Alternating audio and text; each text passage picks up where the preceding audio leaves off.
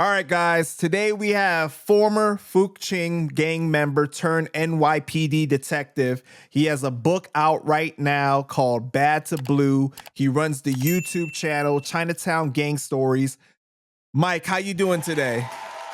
Good. Good to be here. Panda Chop.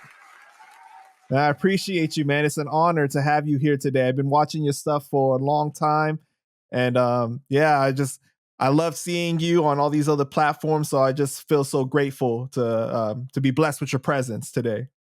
Thank you. Let's start at the beginning. Can you tell us the story of how your parents came to America and what part of China they came from? My father came from Taiwan. He was a paper son. So basically, he was passed on to another family under a different last name. He was brought over to America to leave poverty because also around that time there was the Cultural Revolution. So there was a lot of turmoil in China during that time. So he came in around 1946. That's when he came to the U.S. And my mom, she's also from Taiwan, but she went to Hong Kong at an early age, and she came to the U.S. at around the age of 16, I believe. Yes. Wow, because your dad, he came here very young, right? So like he grew up in American culture, technically. He came here at the age of 7, and he doesn't really speak Chinese. Wow. Okay. So he And was very Americanized then. very Americanized. He speaks English without the Chinese accent. Okay, so if you speak to him on the phone, you wouldn't know that you're speaking to a Chinese person. As opposed to me, I do have an accent because I grew up in Chinatown, and when I was in my early teens, I was hanging around, with some of the gang members, and that's where I picked up my Cantonese from. So I do speak with an accent, and I didn't speak any English until I was in kindergarten when I entered elementary school. So inside the household, right? Was it a very traditional household? Like, did your dad speak to you in Chinese, or it was more like he just spoke to you in English? I rarely ever see my dad. He was sort of like an absentee father, just like most Asian families back in those days when they had to come to the U.S. and they struggled. So everything went through my grandmother and my mom. Mm. Okay. And so you're originally living in Chinatown in a small apartment with 11 people, right? Which is Yes. just wow. Like, and you've described it where it's like one of those old apartments where there's like only the room at the end has a door. The other ones are covered with curtains, basically. Yeah, those are what you call the railroad apartments. I don't even think they have it anymore in Chinatown because what they do now is they renovated all the apartments and they make it into like a front and rear sort of thing, like a front and rear apartment. They broke it up, I guess, to get more rent. Are you guys living in the room that has a door, or you guys are in the other ones with the curtain? No, the ones that has the door was reserved for my two uncles, and then the one with the curtain in the middle was for my grandmother, and then the one towards the living room was for my other uncle. I had 3 uncles, and then everyone else slept in the living room on the floor with the Wow. bamboo So mats. With bamboo mats. I don't know if bamboo yeah, mats too, which is not cushiony. It's not comfortable at all. It's basically sleeping on the floor. yes, yeah. It's to cool you off in the summertime.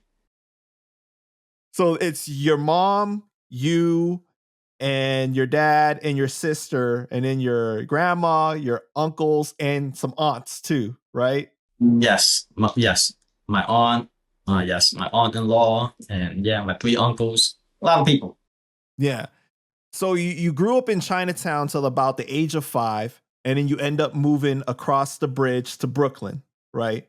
Because you're growing up in Manhattan, Chinatown at the time. Yes, yes. Okay, and you move to escape the gang violence in Chinatown, And right? back in the 70s, right? I mean, the gangs were feared by almost all the residents of Chinatown. They had them in fear, especially if you read the book In the Ghost Shadows by Peter Chin, Kid Sai.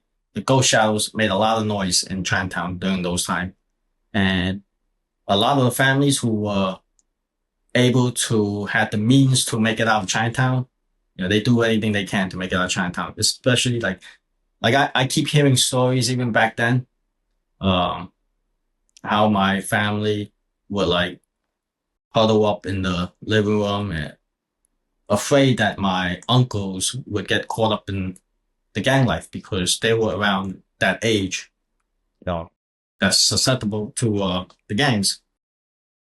They were afraid that they were going to force them into the gang or recruit them into the gang. And yeah, they tried everything to avoid that.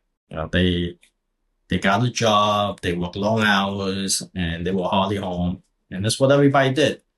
Um, so I moved out, my family moved out of Chinatown when I was at the age of 5, but then I still go back every weekend religiously. Saturdays, Sundays, I'm there for the my Chinese classes. I went to Chinese school on West Street. Yeah, and that's that. And also to visit my grandmother who still lived there. And it was like a family tradition. We'll always go every weekend to Chinatown to visit my grandmother. Even though when I stopped the Chinese school, we still went to visit her until she passed away around 2018, I believe. Well, rest in peace to her.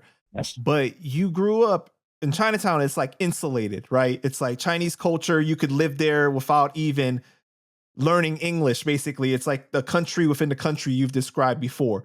So Yes. you're going from that and you're moving to Brooklyn, which is totally different. It's like, I'm sure, like a culture shock for you at that time. It was because I felt different. Like I was like the only Chinese kid in my class throughout all those years, all the way up until probably middle school, high school. Maybe they were like one of the Chinese kid in my class. There weren't too many of us. Was it mainly black or were there like a lot of like white kids too? Mainly white kids and Hispanic and a few blacks, but mainly white kids. It was around Kings Highway. So you have the Kings Highway boys over there, which is a gang of white kids, and then you have the Avenue U boys, which is a couple of blocks away. Also, this is during the time where like it's like mainly Italians are living in that area of Brooklyn before the blacks moved in heavy, right? It was mostly Italians and Russians. Got you. Okay. And Jewish. And you're growing up there, in the mid 70s into the crack era, pretty much the 80s. Yes. Okay. So what are you seeing at that time in Brooklyn as a kid when you're walking the streets of Brooklyn? Help paint the scene for us. Paint the scene for you? Okay.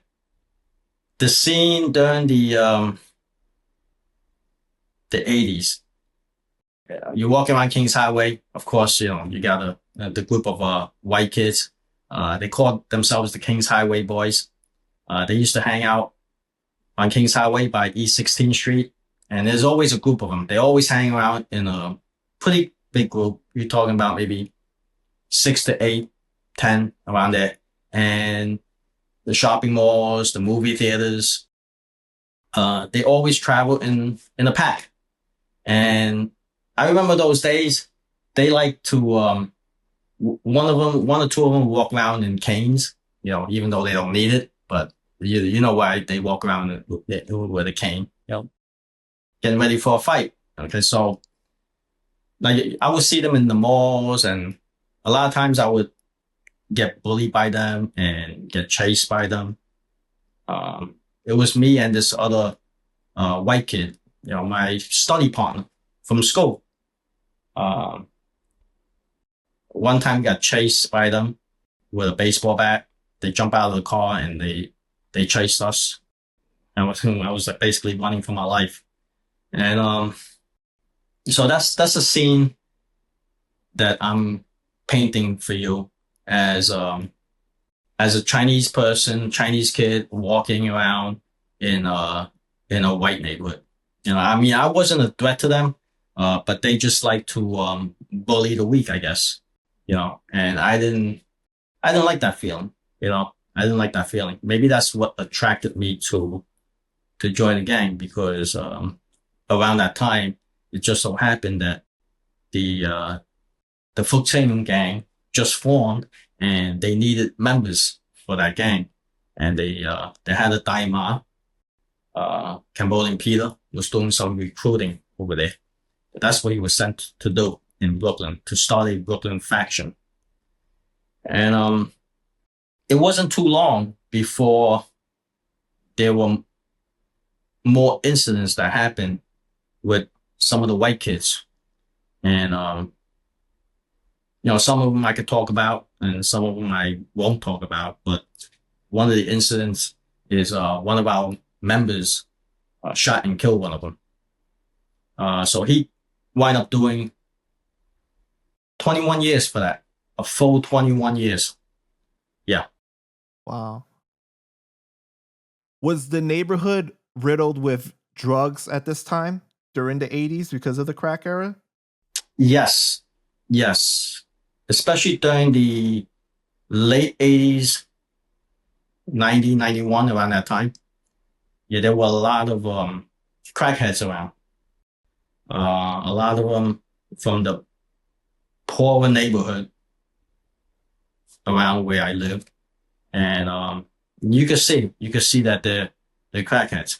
I mean, one time there was a guy who was high on drugs, and you could tell he's high on drugs. I mean, anyone who, even if you don't do drugs, you could tell he was high on drugs. He was wide-eyed, bug-eyed, and he was just pointing to me. It was like sort of like a road rage type of thing, but I didn't do anything to, anger him.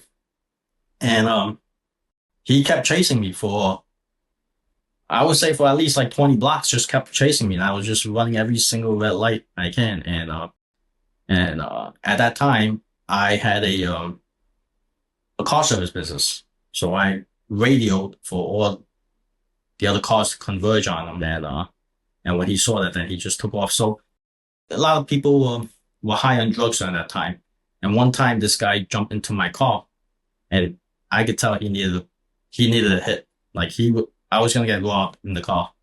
At that time, I guess, I got laxed, and usually for someone to creep up on me like that, I didn't even expect it. It was like 2, 3 o'clock in the morning. I didn't even see it coming. And I believe it was in my book as well. I'm not sure if you read about it. All the details are in there. So I got out of that one alive, because he had his hand in his pocket.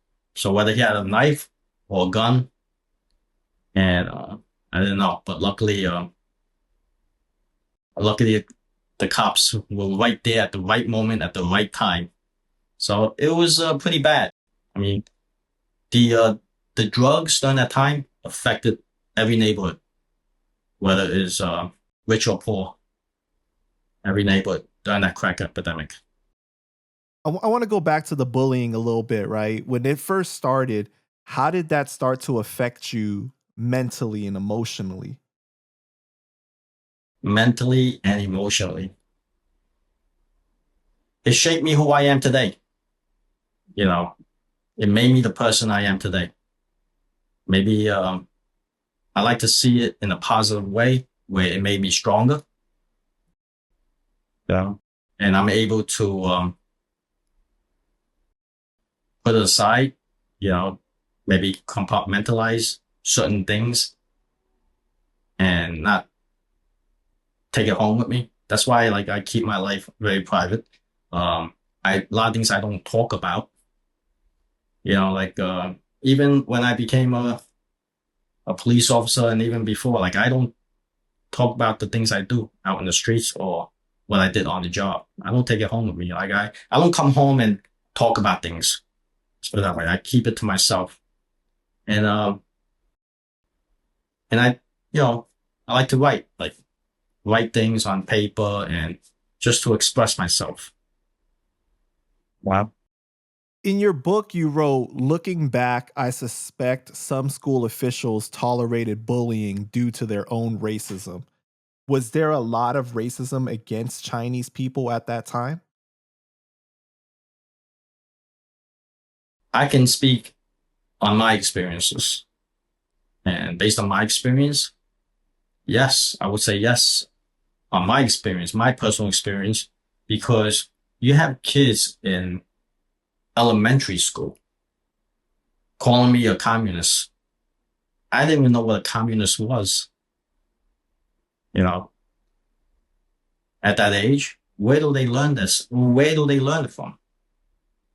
You know, and then even when you get into middle school, like, do they teach you about politics? You know, I mean, I guess that was during the time, you had the I guess the bad relationship between, Russia and China, and they were communist countries. Like, I don't know, maybe that's where they picked it up from. Mm. But did you witness growing up like other ethnicities coming into Chinatown and causing trouble or like being, discriminatory towards the people that were living and working in Chinatown? In Chinatown, Yeah.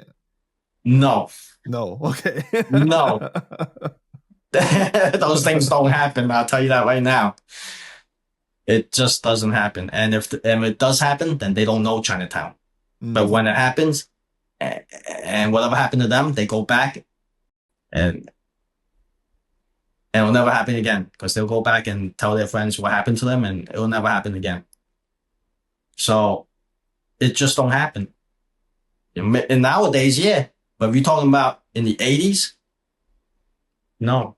You can ask the Ghost Shadows. They'll tell you, no, these things don't happen. You can ask the BTK. Anybody go around Canal Street making problems when the BTK was around? Absolutely not. Yeah, as minorities, and I hear this from a lot of people I know too, that growing up, your parents are coming from another country, they're struggling to make ends meet, and you don't want to burden them with more problems. So a lot of them hold it inside, right? Was this something you experienced, or were you able to convey it to your parents that you were experiencing bullying at that time? They're not going to understand. I'm not going to talk to them about it. Mm-hmm. They're not going to understand. Just like, I guess, different generation, they have a different way of thinking.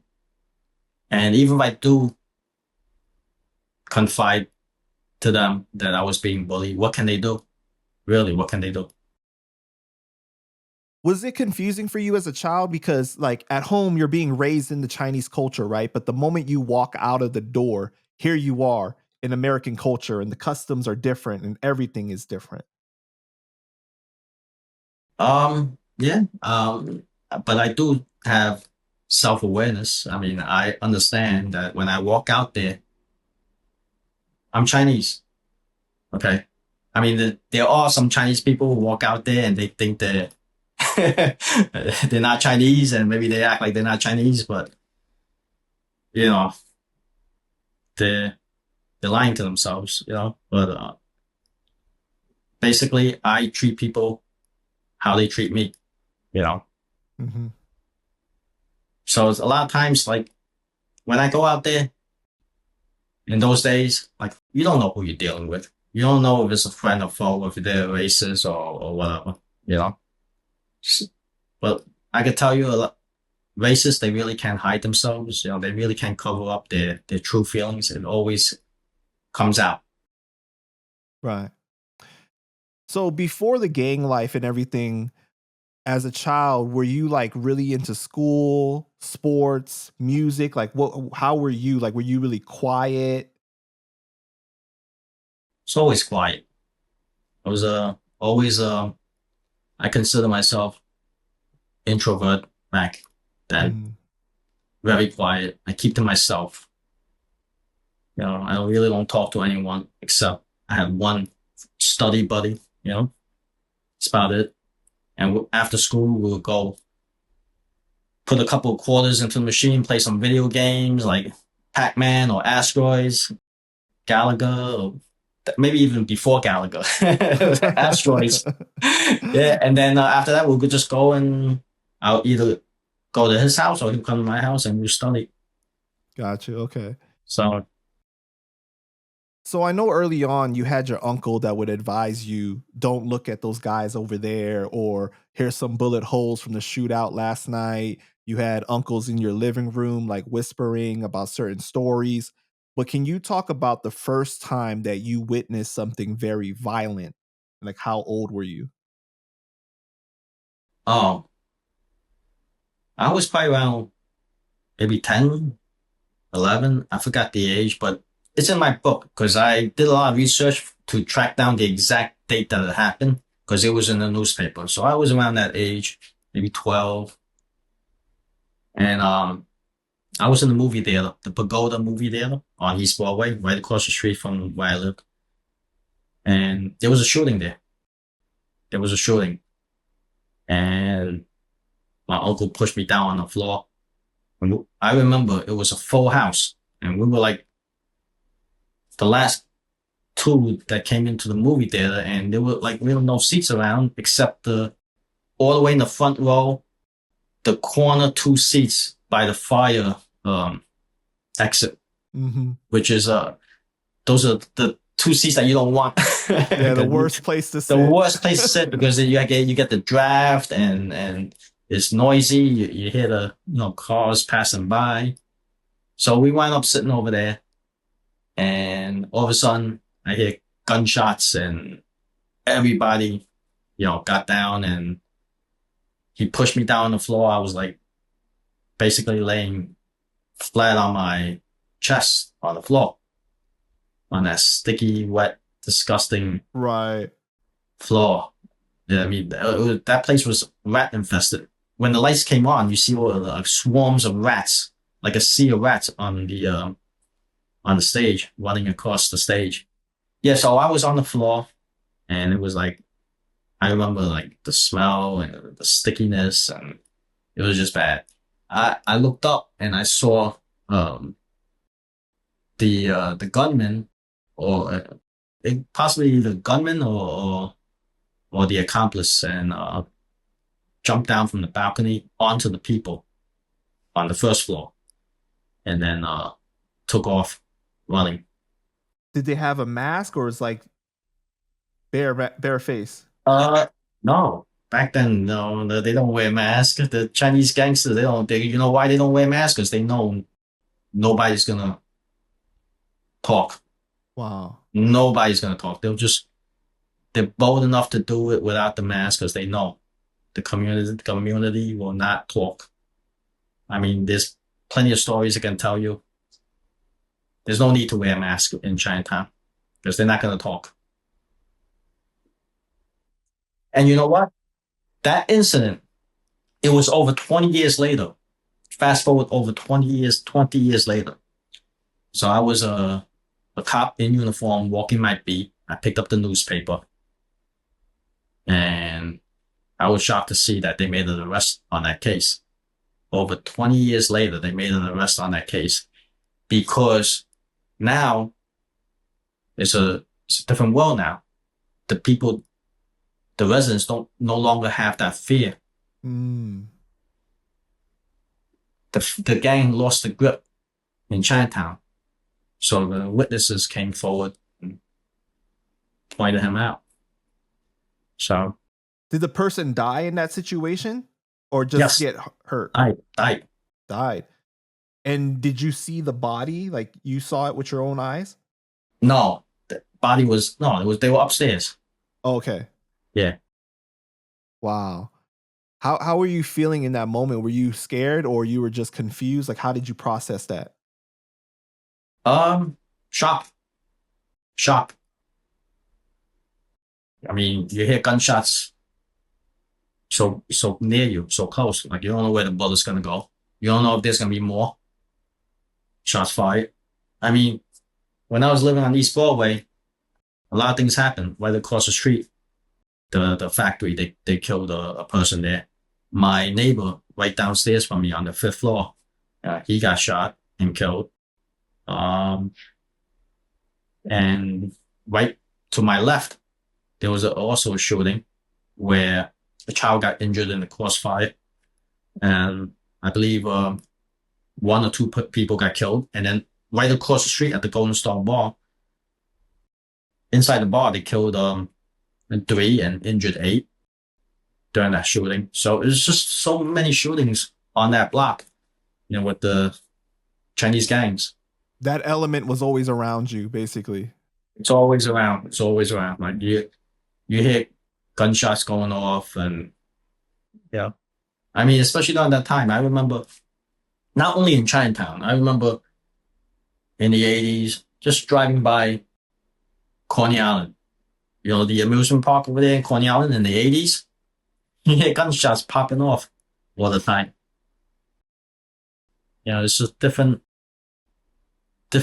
time, different era. So at 16 is when you get tired of the bullying and you join the gang, right? Seeking brotherhood. Yeah, around 15, 16. I've seen them around at the age of 15, and then by 16, I was like basically running with them. Right. And you joined the Fuk Ching gang. Take us through that though.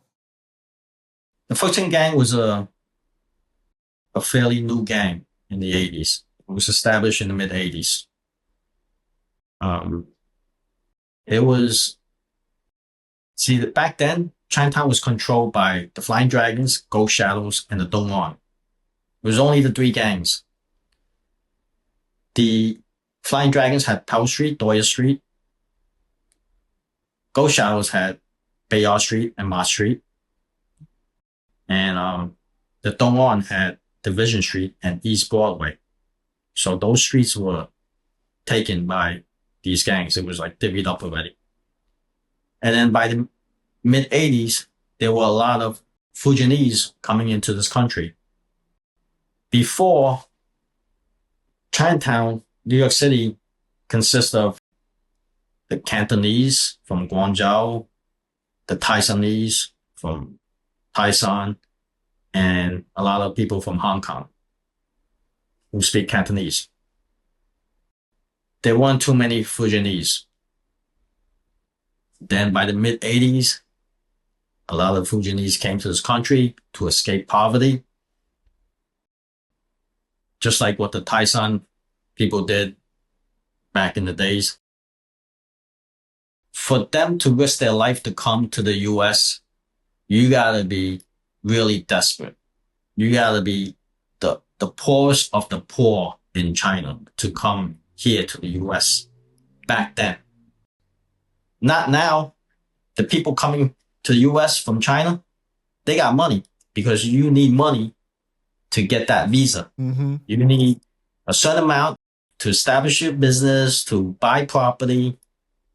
And in China, they lifted a lot of people out of poverty. So there's really no poverty like the poverty they experienced back then in China. So it was a different way of life. If you got those people who were desperate and they came to the US, they're willing to do a lot.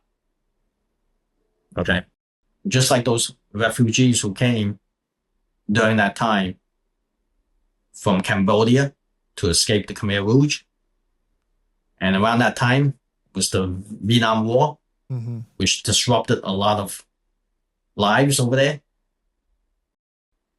And that's how you got the BTK that was Right. formed in Chinatown. And then you have the Laotian from Laos, the bombing in Laos. So the Lao lives were disrupted. And they all came here and tried to get a stronghold in Chinatown. So they were all fighting for power amongst these already established gangs, the Flying Dragons, Dongwon, and the Gold Shadows. So now you got the Fuk Ching coming in, then you have the BTK trying to get a piece of the action. So there was like a little war going on. So what happened was, during the mid 80s, a lot of Fujianese came over and they formed their own. They tried to muscle in on East Broadway, but they couldn't do it. They just couldn't because the Dongwon had that territory. So they really had nowhere to go except the outskirts of Chinatown, which was Elger Street, and they in Christie Street. So they had their little hangout spots over there. But then the Dailo had the vision of, you know what, let's expand to Flushing, Queens, and in Brooklyn, since we can't muscle into these main streets which had the golden egg. So they expanded. So he sent the people to do recruiting. So the Daimas is what we call it.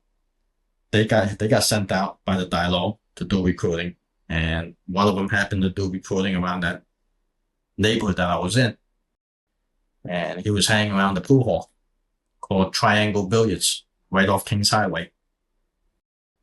And remember, that's where I used to go play my video games after school with my study buddy. Mm-hmm. So when you joined the gang, the bullying ended up happening, right? Because ended up stopping. I'm sorry, because you said to them, "My boys will murder you if you mess with me again." Something along those lines. Oh yeah, I got into a fight. You know what? Because I guess once you join a gang, you become bolder and colder. Right.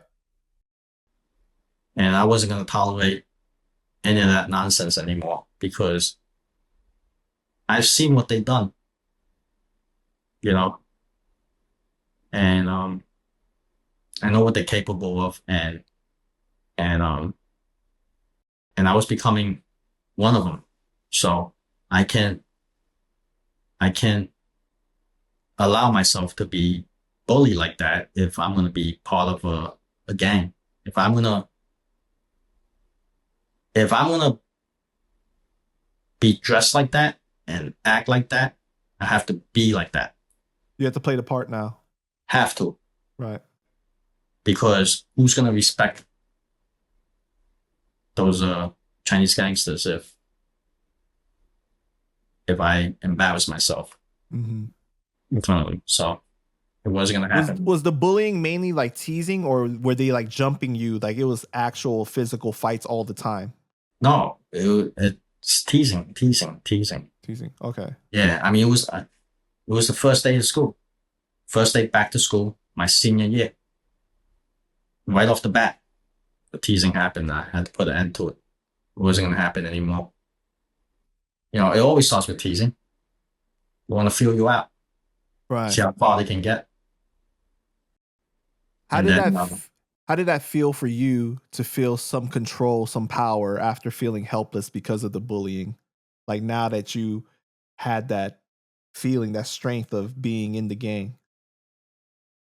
how did I feel? Well, when the teasing began, my heart was racing because I wasn't that big.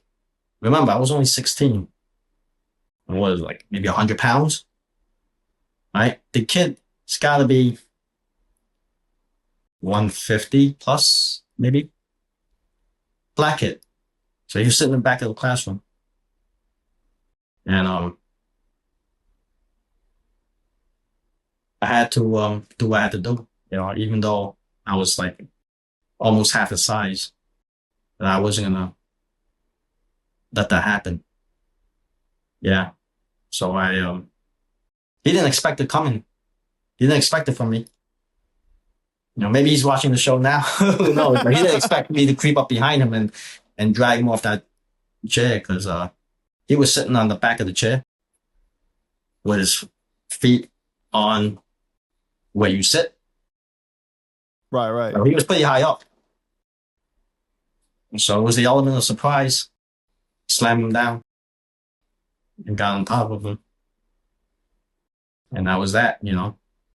What was the facial reaction when you told him that if you mess with me again, then my boys will murder you?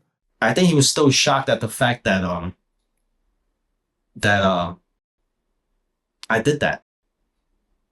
Like, who would expect a tiny ass Asian kid to do something like that to challenge and he was with his friends.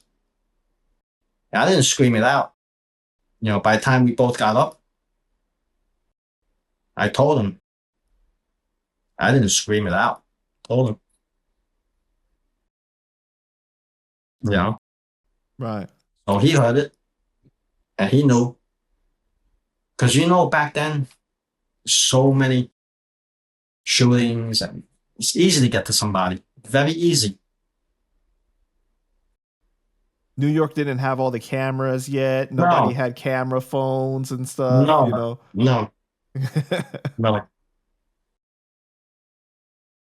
So 1975, the Vietnam War ends and a lot of Vietnamese people are seeking refuge in America, right? Now, you see the impact of the Vietnamese moving into Chinatown. David Tai is the creator of BTK, right? But he was originally a Flying Dragons member. No, who said that?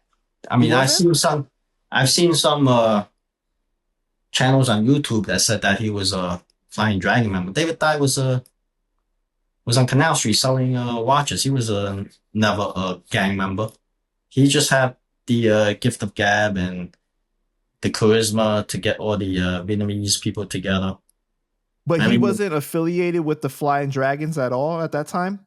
No, I mean, he dealt with them, like spoke to them, associated with them. He's associated with all, the Gold Showers Flying, but he wasn't a member. Okay, so he was not an official member, but No, there were Vietnamese members. There were Vietnamese members in the Flying Dragons, but not David Tai. Okay. I mean, you could talk to some of the OGs and the Flying Dragons. They don't know David Tai. They as a member, no, not a member. Because I think I probably saw the same documentary that you're talking about where they said that he was a member, he didn't feel like he was accepted, and they allowed him to make his own like separate gang and stuff like that. Maybe they conveniently put David Tai's name in there, but there were Vietnamese members who didn't feel accepted. They did the dirty work, just like the Koreans. They had the Koreans I knew a Korean in the Flying Dragons, Pell Street during that time. They called themselves the Korean Flying Dragons, and they didn't felt accepted. Then they later transferred over to the KP, Korean Power. Right. So David Tai, he had spent time in Hong Kong, and he knew people making fake watches, right? And he started to make people in Chinatown buy the fake watches. Yeah, he made a lot of money with the fake watches. He seemed more like someone who knows how to make money. He had a nice racket, so he had the money to bring these kids together. But as a gangster, he wasn't respected as a gangster. His right hand man, Amigo. His right hand man. Canal Boys was already a thing at the time, though, right? Oh, the Canal Boys was already a thing at the time. David Tai, when David Tai was around, or it started because of him. Yes, Canal Boys started because of him. Oh, okay. Yeah, because of him, and also Amigo, his right hand man. Amigo was the one who was respected. I mean, I hear Amigo's name more than David Tai. Oh, wow. Okay. So at that time, though, a lot of the Vietnamese were being commissioned to do the shootings, like the violent crimes for like the Chinese gangs? Yeah, the and the Flying Dragons, maybe a few in the Ghost Shadows, but mostly the Flying Dragons. Yeah, there was a Burmese guy in the Flying Dragons who made a name for himself, and then the Vietnamese, they sent him out to do the dirty work. Hmm. I mean, there's a lot of unsolved cases in Chinatown, Right. unsolved cold cases, and you're just talking about those 2, 3 block radius, and you're talking about dozens of them, dozens. So the Canal Boys eventually become BTK, Born to Kill, right? And I interviewed my brother China Mac, and he said that when he was growing up, the Ghost Shadows and BTK were beefing. It's interesting that BTK ended up beefing with two of the biggest gangs in Chinatown that were rivals themselves with the Flying Dragons and Ghost Shadows, right? They wanted to make a name for themselves. They're more into making a name than making money. The Chinese gangs, they were into making money. Hmm. Okay, because their name was already established. So when BTK came along, they wanted to make a lot of noise. And plenty of times, um, the olive branch was offered, a sit down was offered, but they turned it down. They turned it down. That's why it was so short lived because, if the Vietnamese maybe like think more like, I guess, expand their horizons and think like, you know what, the Chinese at that time, the Chinese were making so much money. Think about Onion Head was pulling in millions. The guy was bringing in, his contacts were bringing in $1 billion in heroin. You got like 70, 80% of heroin coming into, this country was going to, those triads. They, Chinatown was flush with money. They didn't care if they lost Canal Street, a piece of Canal Street to the Vietnamese Canal Boys. They didn't care. It's okay, you can have it, but let's stop the war. Let's stop, all this violence, shootings, and killing, where people were getting caught in the crossfire. You can have a tourist that was killed in the crossfire between Right, the the. Filipino girl, right? She died in the car. She got shot, and that Yeah, caused a lot of yeah, issues. that one, yes. So they wanted a sit down, but David Dye turned it down. Right. There was the situation that upset Benny Ong, right? AKA Uncle Seven, who is known as the godfather of Chinatown. He wanted to sit down with David Tai, and David Tai refused. Yes. See, Uncle Seven, he was like the godfather of Chinatown. He was associated with the Hip Sing Tong Association, which was affiliated with the Flying Dragons. But even though he was affiliated with the Flying Dragons under different Tong Association, as opposed to the On Leong Tong Association, which was with the Ghost Shadows, and then the Dong On Association with the Dong On, and he was respected by the gang members, all the gang members, He's respected by everybody. everybody. Hmm. because because he did his time, and back then the word in the street was he didn't do it, but he took the rap for somebody. So that's why he was respected. Now, Uncle Seven, he was the godfather of Michael Chen, the scientist. Is that right? Yes, he was the godfather to the scientists. Yeah, in the newspaper they call him the professor. In the streets we call him the scientist. For Hawkeye. Mm. And is Michael, is he the founder of the Flying Dragons or just one of the biggest leaders to be known? Michael Chen, yeah, he's the founder of the Flying Dragons. He's first generation. Now, there was a shooting that happened at Winnie's Bar, right? Was that before the fireworks incident of the bombing of the police van, or that happened It was around that time. around the same time? All that chaos was around that time.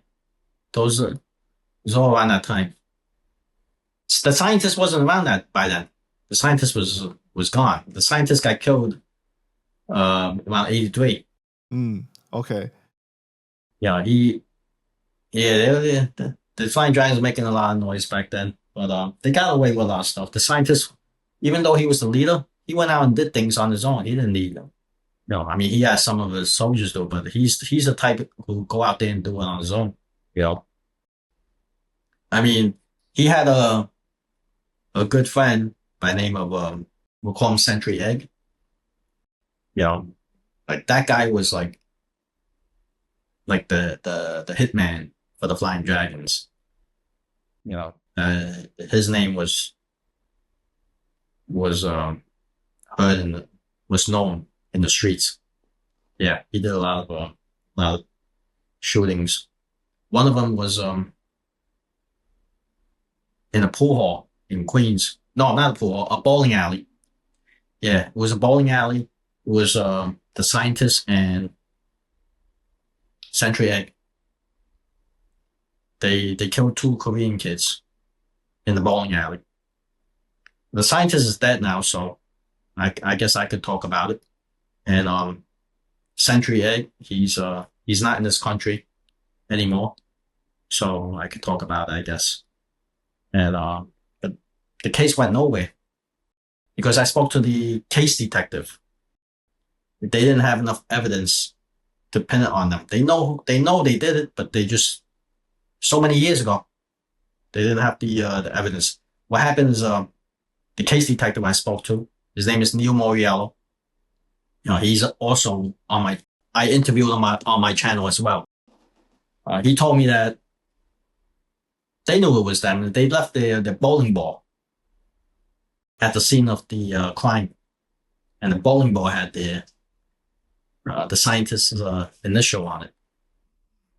But that wasn't enough to pin him to the murder. So it's still a cold case. Were the Korean kids from KP, or this wasn't the same time?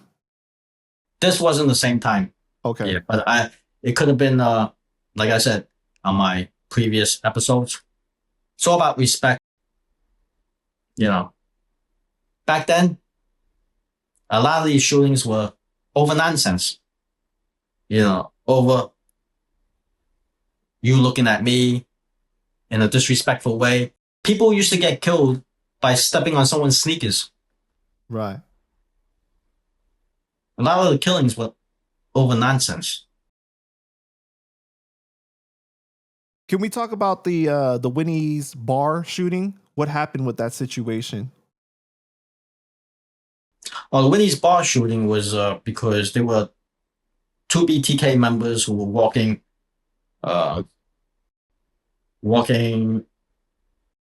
in Ghost Shadows territory, and they got beaten up by the Ghost Shadows.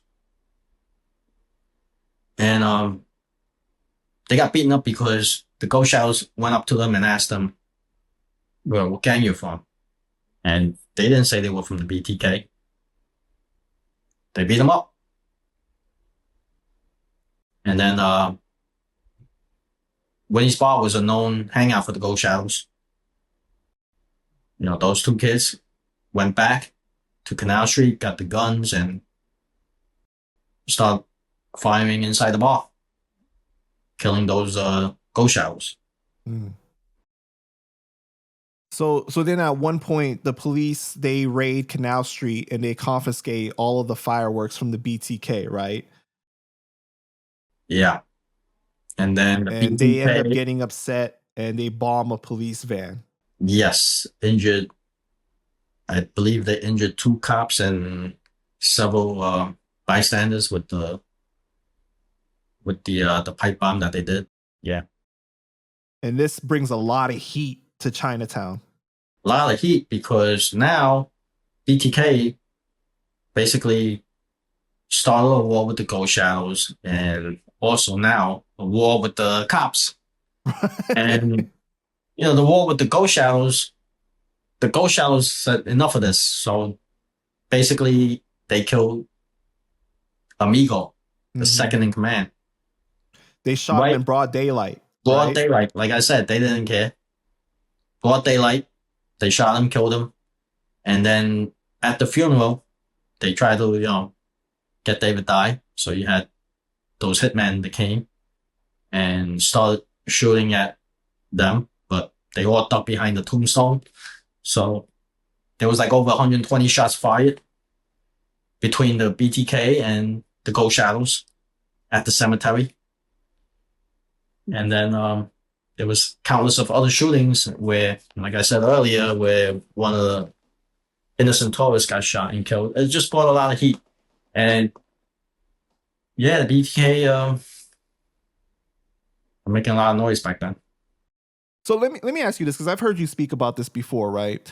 There are situations where a lot of times the Chinese gang members wouldn't shoot somebody in the actual business that the rivals were in. They would take them outside onto the street and kill them there, right? To not disrespect the business owner.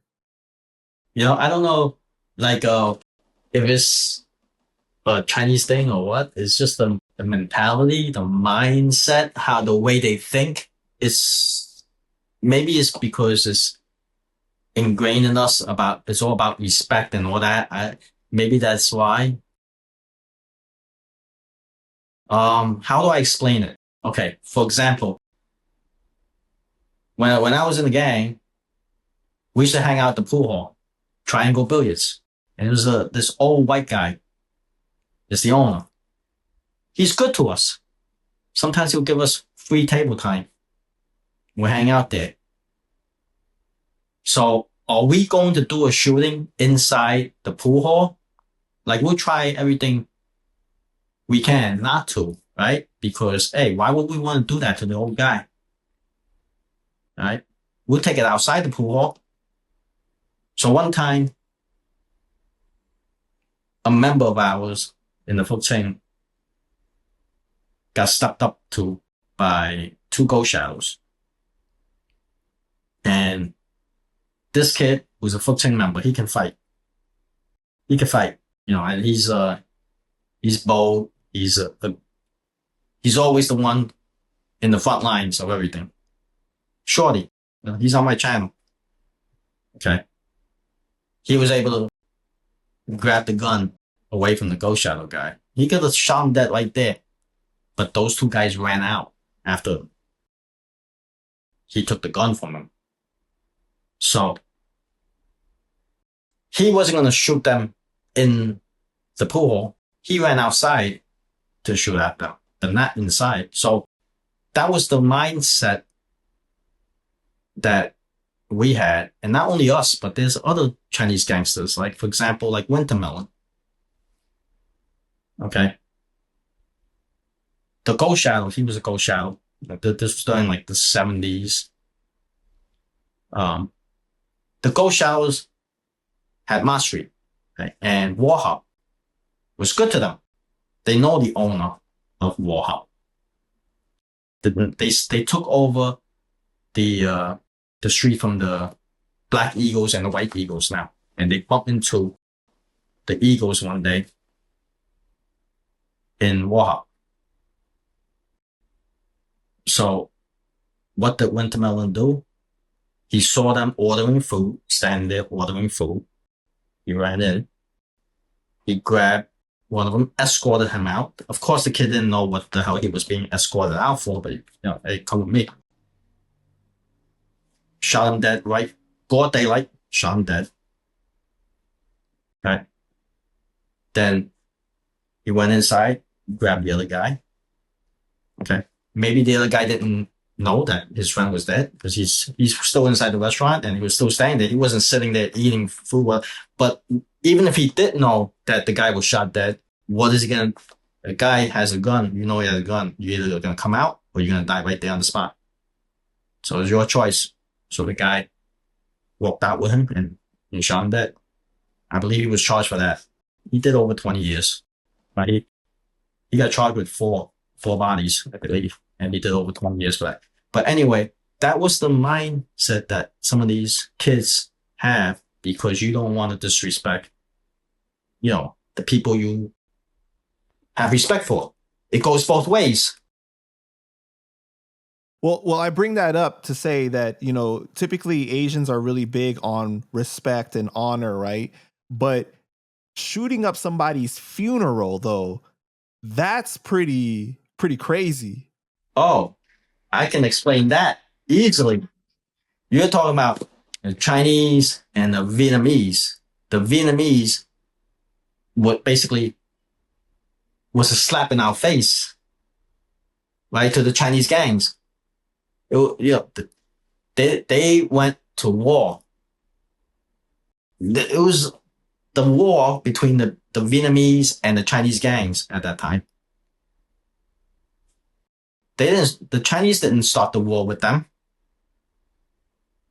So all that respect was out there because for them to turn down all these olive branches that was given to them, and they were okay. They were even fine with taking our street. There's plenty of money to be made in Chinatown. Plenty. There's so much money was flowing into Chinatown that hey, you want Canal Street? Take Canal Street. But at least let's sit down and let's curb the violence. But they didn't want to.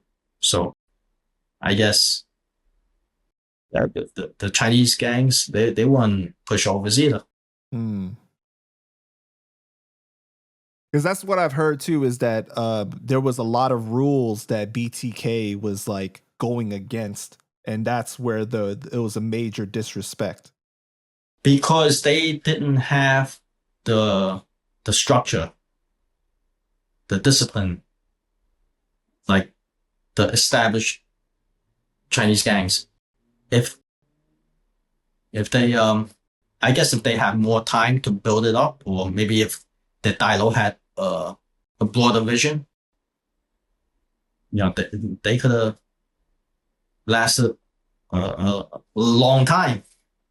A long time instead of like they were short lived. A couple of years, it was done. No more BTK. Because you're talking about David Tai had more of like a business mind versus a gangster mind, right? Like he was more known for trying to get money versus. He just didn't know how to be a gangster. Let's put it this way. All right. He sent people to have witnesses killed.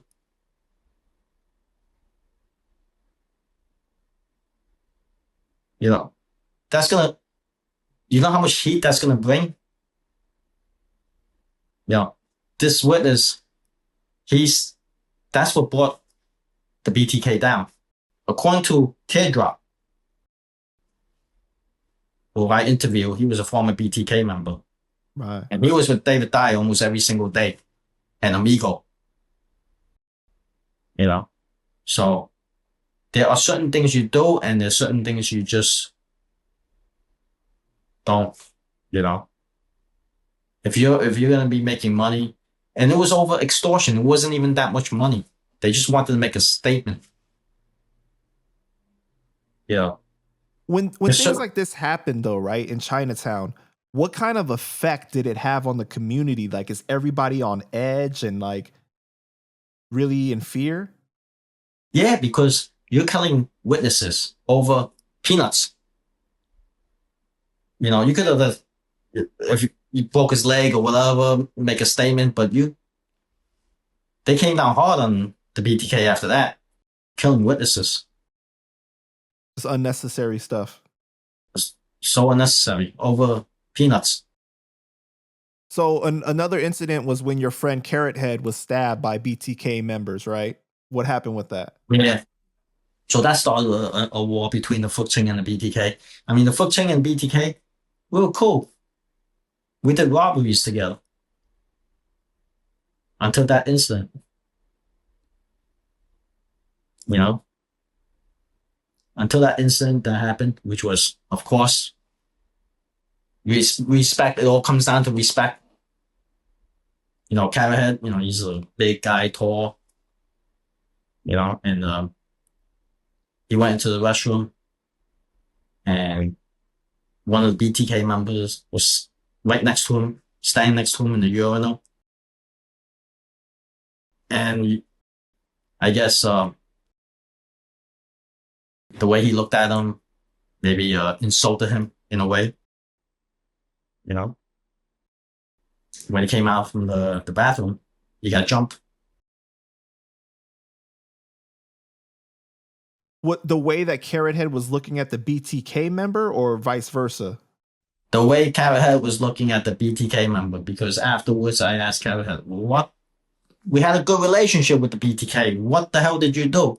But Carrot Head being Carrot Head, if you read my book, you can understand what kind of character he is. He's just, you know, that type always, he's like a jokester, Mm-hmm. you know? So I guess he looked down and snickered at his manhood, you know? And not everyone's gonna receive your jokes the same, especially if they Yeah, don't know you like that. exactly. Right. Exactly. So that was a disrespect, and he got stabbed for it, and he almost died. He almost died in my arms because I was holding him, trying to keep him awake, and there was a puddle of blood like a cake. Seriously, like a birthday cake, and it wasn't like red like you see in the movies. It was like dark colored. It was caked up. Right. He almost died. The doctor said, if he wasn't a big kid, strong, because he takes karate, so Shotokan, and he's a fighter. He pulled through. Do you remember what was going on in your head at the time when you were holding him in your arms? Oh, he's gonna be dead. He's gonna die. Yeah, cause so much blood. Yeah, and the blood wasn't like red. I'm like, came out like dark brown. I'm like, this guy is not gonna make it. I think he described it as being like really thick too, right? It was like almost like a sludge or something, kind of like it didn't seem as much liquid. I don't think he saw it because he was like going in and out. His eyes were like rolling back, and he didn't see it. I saw it. Like, how can he see it? It was by his kidney. When they rolled him over, it was a puddle right there. I don't think he paid attention to that. He's just trying to stay alive. No, because the way that he described it on your channel, I think he said something like that. Like it wasn't like what you think of like a liquid. It was like it seemed thicker. I guess over the years, everyone like talked to him about it because he was surrounded by everybody, and I guess maybe he saw it. Maybe he looked down. Mm-hmm. Maybe he looked down, but it's not the first time he was in a coma. One time he was in coma for like I don't know, I forgot how long, but it was a while, and the doctor said he may not make it, and he pulled through. This guy's strong. He pulled through, and when he pulled through, he goes, "Mike, I heard everything you said by my bedside." So I was talking to my girlfriend, and he heard everything we said. He literally, repeated word for word. Wow. So when you're in a coma, you know what's going on. Yeah. And then Yeah. you also had a near death experience with BTK, right? Can you talk about that? Yeah. Yeah. So we were scouting out a location, a new hangout location, because we're like expanding. So we went to the Bronx to the pool, roller skating rink. Because back then, those were hangout places. The Asian gangs, you either hang out at 24-hour diners, bowling alleys, pool halls, roller skating rink, movie theaters, gambling houses. So we're looking for locations to hang out. So we figured, okay, this one's in the Bronx. We didn't think there were going to be any other group going to be there because the Flying Dragons, Dongwon, Gosha, they had their places in Chinatown. Then you had the Green Dragons and White Tigers in Queens. You had the Canal Boys, also known as BTK, Canal Street. So we figured, okay, let's hit the Bronx. Now, that was the time when I knew that there were a lot of Vietnamese people living in the Bronx at that time. And a lot of Vietnamese, they started their own faction of the BTK there. Wow. Yeah, so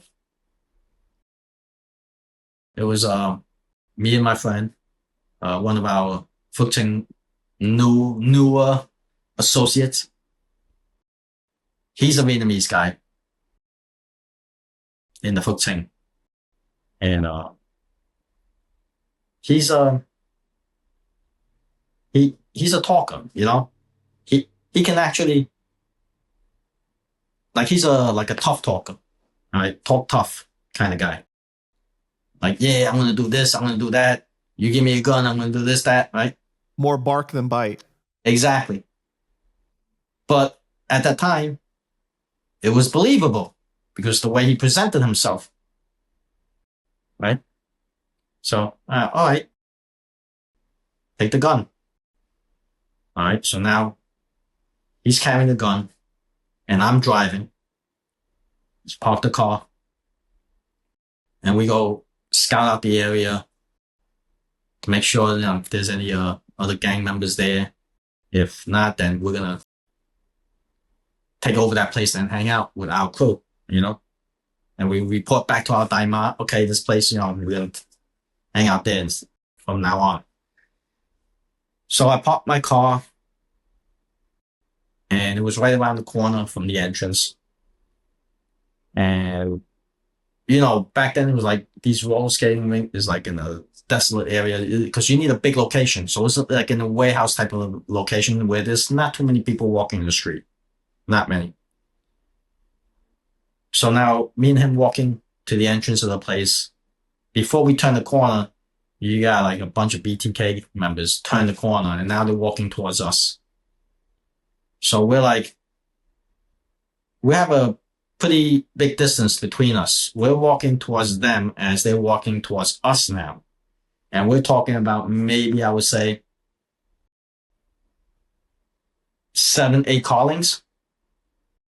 So I could easily just like, okay, let's turn around and just head back to the car and walk away from the situation.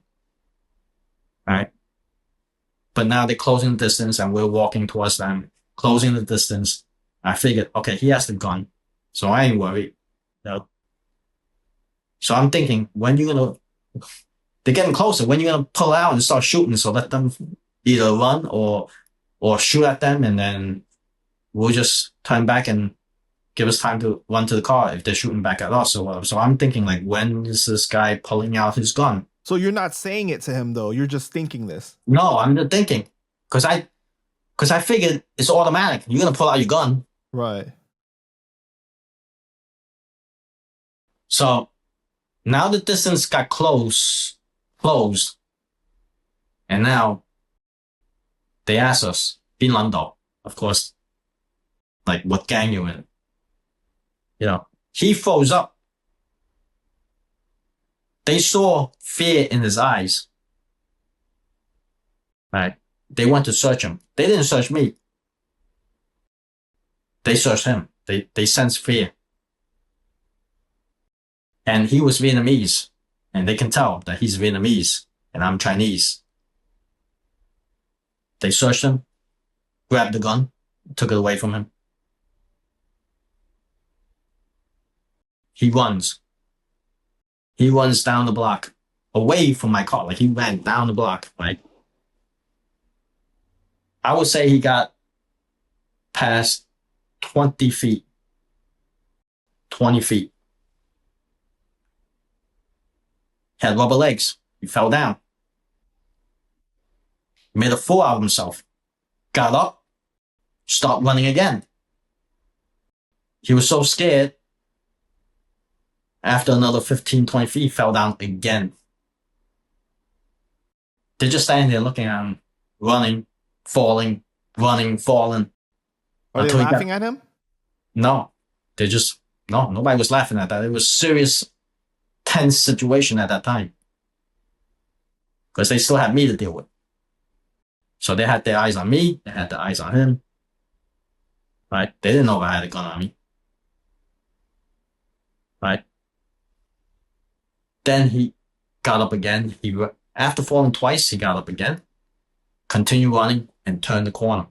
So now they lost sight of him. Now all the attention's directed at me. I didn't show any fear. Because you're going to kill me, kill me. At that time, when you're young, you don't fear death. They took the gun. They pointed at my chest. It was like this close to my chest. the guy who had the gun. So obviously, all the other people around him is being guided by this guy. So I can tell that this guy was the shot caller. Pointed at my chest. And then he asked me, Bin Lando, meaning what gang you from. Okay. So when he pointed at my chest, I had my hand raised like this. Right. They didn't search me. I guess it's how I carry myself. You know, like I wasn't scared because it was a 25. I believe it was a 25. They probably figured that if they're gonna search me the way I'm presenting myself, I may not allow it, and I might pull out something bigger. And I'll take the 25 shot, and I'm gonna shoot out with them. So when I raised my hand like this, I told them, I'm with the Fuk Ching. And the Fuk Ching is about making money. We're not about making trouble. We don't want trouble with you guys. He didn't say nothing, right? When he didn't say nothing, I looked at him. Since he didn't say nothing, right? So I took a step back. I said, I'm going to go now. Meaning that, I'm not in no trouble. I'm going to go. I walked back towards my car, and then I left. The guy who ran wound up saving my life one day when we went to do a hit. And he tipped us off, but that's in the book. Was this incident prior to Carrot Head getting stabbed? Prior, they were Canal Boys at that time. They weren't called the BTK. They were still called the Canal Boys. That's how early it was. It was the early days. Oh, okay. Before they were called the BTK. Can you talk about your traumatic experience as a child when officers saved your mother?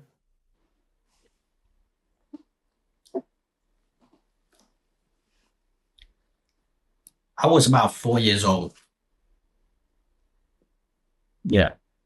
And generally, you really don't remember things when you're 4 years old, 3 years old, because unless something traumatic happens, and I do remember this incident because it's traumatic. Some things you just can't forget. So it was around the Chinese New Year. Chinese New Year, the Chinese people, they carry money in the red envelopes. I mean, we didn't have a lot of money. It's just red envelopes, a couple of dollars. So what happened was, I was in the back seat of the car, and back then they didn't have car seats. You didn't have to wear seat belts, not like nowadays. So whenever she's driving, I would stand in the back. I would hold the headrest like this, and ride along standing. So what happened was, when she got out, parked the car in front of the house. Yeah, that was one place where we moved to, and then later moved out because the neighborhood was pretty bad. A couple of incidents happened in such a short period of time, because our home got burglarized after that. The home that they rented, and stole my father's coin collection, because back then he collected coins because he worked in a laundromat. He collected coins, a lot of the silver coins, that was stolen. So they moved out. But anyway, when she got out of the car, she went to the back seat to get me. And that's when this guy, a Hispanic guy, came in with, I remember, like a long knife, like, one of those Rambo knives in that movie, Rambo. Like, right. He pinned her down on the seat because it was bench seats. So pinned her down, had the knife to her throat, and he was on top of her. I didn't know what to do. I was 4 years old. So she's over there screaming, yelling, and he told her, be quiet, otherwise I'm going to kill you, whatever, then whatever. I just pulled up the lock. I pulled it up like this, and I opened the door. I pushed the door open, and I ran out into the middle of the street. And it was late at night. There was no cars around. But then I see headlights coming towards me, and the car almost hit me. But instead of hitting me, it swerved around me, and like it screeched, like what you see in the movie. It's just like screeched, swerved around me, missing me, screeched. And two guys came out, and it happened to be undercover cops, and they didn't look like cops because they had the beard and everything. Like they definitely didn't look like cops. They looked like more like criminals. But they had the gun out. Two of them came out with the gun, holding guns, and then the guy took off and ran because I guess they were more concerned about why I'm in the street. And then the guy heard the screech and then looked up and took off and ran away. Yeah, so that was a pretty traumatic experience. That actually helped shape you to view police as not necessarily the enemy Yeah, because they saved your mom in that situation. yes. And then I viewed them as like, wow, heroes, like good guy, bad guys. And at 4 years old, you're still, your mind is still, forming, shaping. And then eventually, like, I see these movies on TV. I'm like, wow, you mean those are the people who, the type of people who saved my mom? Then I started like watching the shows like Beretta, Kojak, Bonnie Miller, Charlie's Angels, like these top shows. And, they were like heroes, And then as I got into the gang life, and I was like, I had a lot of opportunities to get into the drug trade, I had contacts for the heroin, and I was thinking to myself, like, like you catch a body, you can maybe do like 10 years, maybe get out even sooner than that. But you start doing drugs, you're facing like 20, 30 years life, I'm thinking like, if that's the case, do I shoot out with the cops? I don't want to be put in that position where I have to shoot it out with the cops. So that's one reason why I didn't get into the drug trade. But that also shaped like how you thought about things, right? Where it was like you knew that you were doing things that were wrong in the Yeah, gang I knew. life, I but knew it was wrong. but It's it just was like like, if they caught you fair and square, then you were like kind of like, well, you doing your yeah, job yep, basically. you're doing your job, nothing personal. Now you got me, cat and mouse game. That's why like some people take it personal. Nah, they're just doing their job. Because I see the other side. It's not personal. But one thing for sure, don't thumb your nose at them because they're going to pay special attention to you. That's what I do to some of my cases. If you think I can get you, I'm going to focus even more on your case. Right.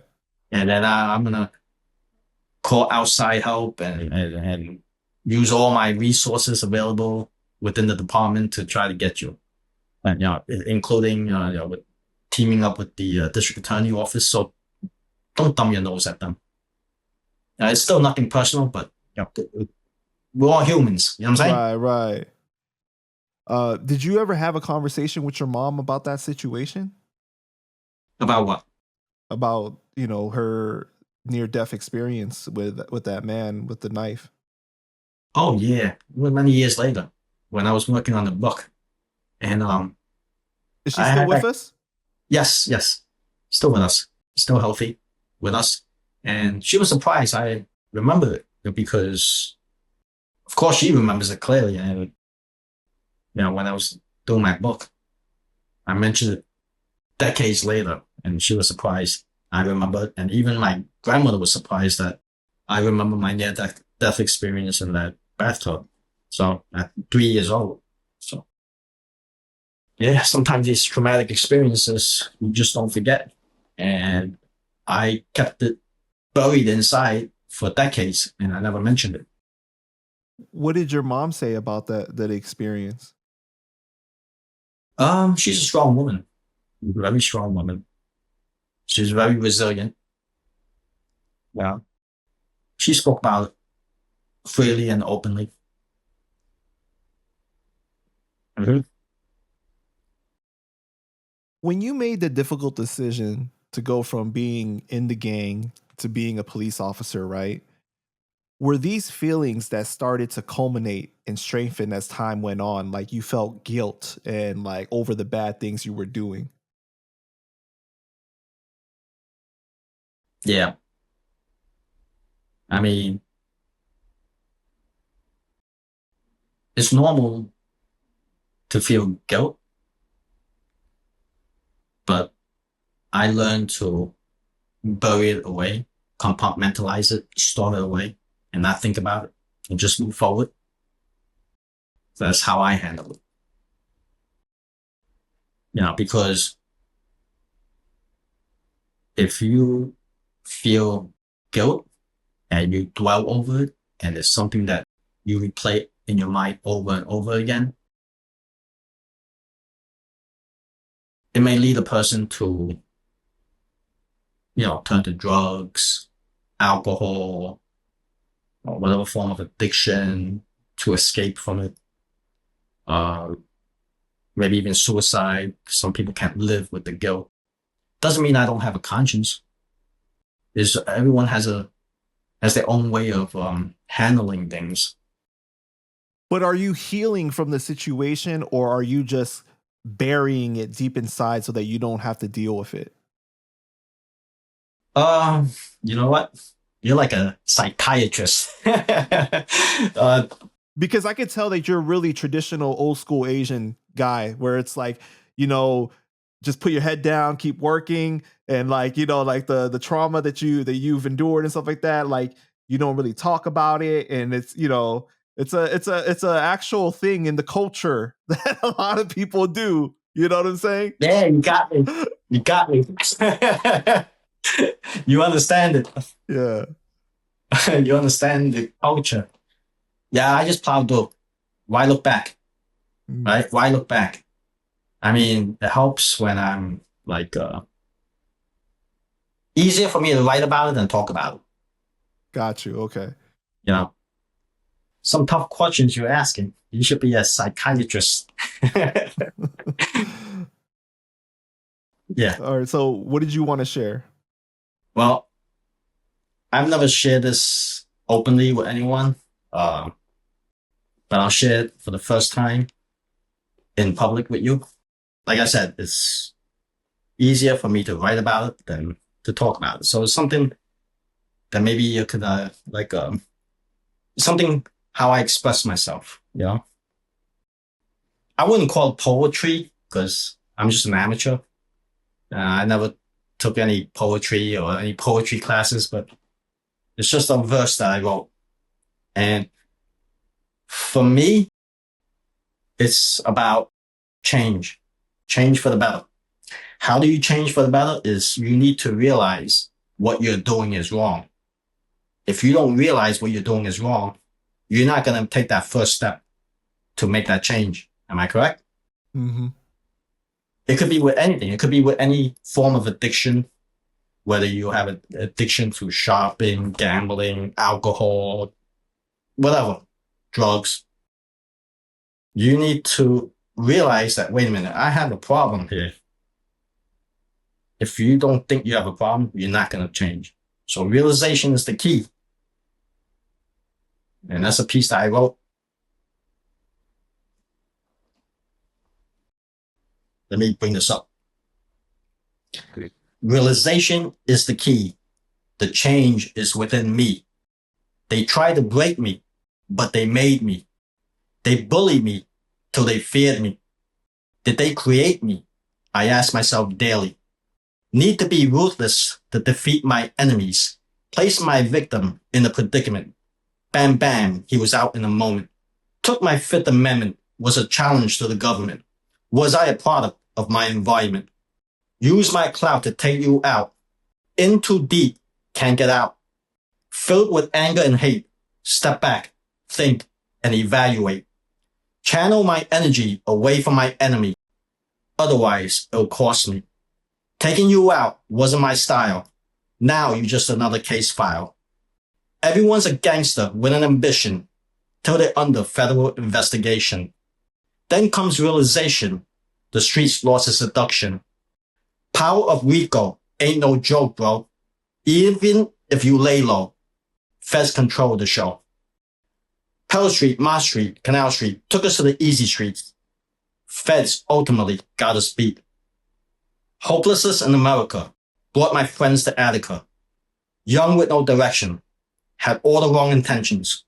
Now they pay back to society, who put them in solitary. Born with a clean slate, gangster was my fate.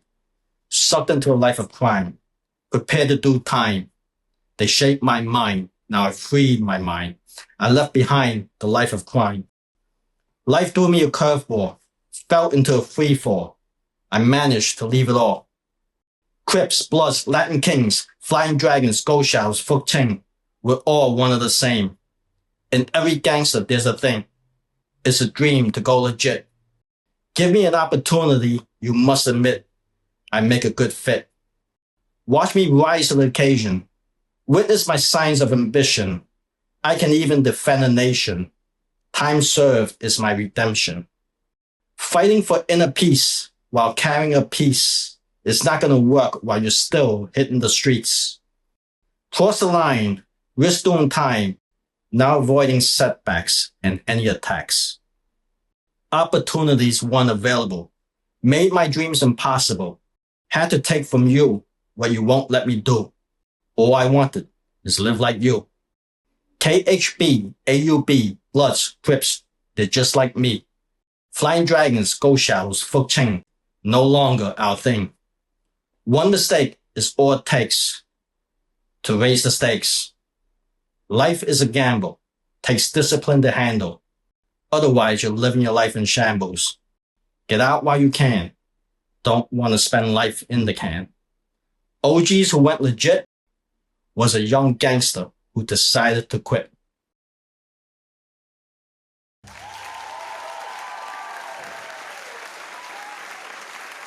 I know you're very modest, so you're saying that it's not poetry, but it very much is. So I think you've been spending a lot of time with China Mac, anyways. You know, I think you might be put on a beat real soon, and you might rap that.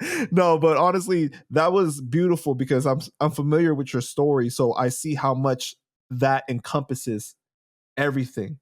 You know, and the line that very stood out a lot to me too, though, was everyone's a gangster until you're under investigation. Some you said something along those lines, right? And it's so true, especially in the hip hop community, you know. So I think that a lot of people that hear that, man, it's like, you know how everyone says, oh, there's no snitching rule and stuff like that until you get into that room, and then a lot of people throw that out the window, you know. So it's man, I'm really thankful and grateful that you shared that. I think that second book, maybe you should write a poetry book, man. I don't know. It was amazing. It really was. Amateurish, but no, I could tell that it means a lot to you too. There's a lot of emotion behind it, you know, and I think that the viewers are going to really appreciate that. So thank you so much for sharing that, Mike. Did you feel like you betrayed your brothers when you finally became a police officer? If you look at the timeline, gangs were done, decimated. No more Flying Dragons, Ghost Shadows, Fuk Ching, all gone by around 94. It's gone. And you became a police officer in 96? 95. 95. Dismantled. They called me in 93. I turned it down. Then they called me again. 95. I went in. 94 was gone. Now, you said it was really difficult to tell Diamond and Uncle Louie, your mentor, right? What was that interaction like when you finally told them that you had became an officer? Oh, yeah, that was there's not too many people I'm really close with, but I was really close with this Italian guy, Uncle Louis. Yeah. And yeah, there's because he was like a father figure to me, like a mentor. I spent a lot of time with him. I spent more time with him than my own father. He's an elderly guy. He paved the way for me to start my own business in the car service industry. And back then, the Italian mob controlled everything from the car service business, the private carding business, trucking business, everything. They had their hands on everything. And yeah, he was taught me a lot. Taught me a lot. So for me to break the news to him, it wasn't easy. It wasn't easy. And also it wasn't easy for me to break the news to Diamond. I mean, if you watch my channel and if you read my book, Diamond is a black guy and he was all about that life, gangster. He's pure gangster.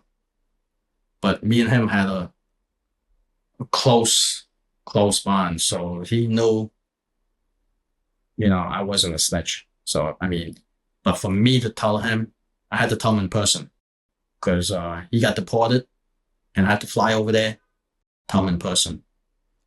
And I told Uncle Louis in person as well. And the reaction that I got from them, it meant how much they trusted me. I mean, for them to accept it. I mean, because generally guys in that life, and all about that life, no, it's a no. But it goes to show you how close we were. I was closer to them than a lot of the guys in my own gang. I even named my pool hall after Diamond.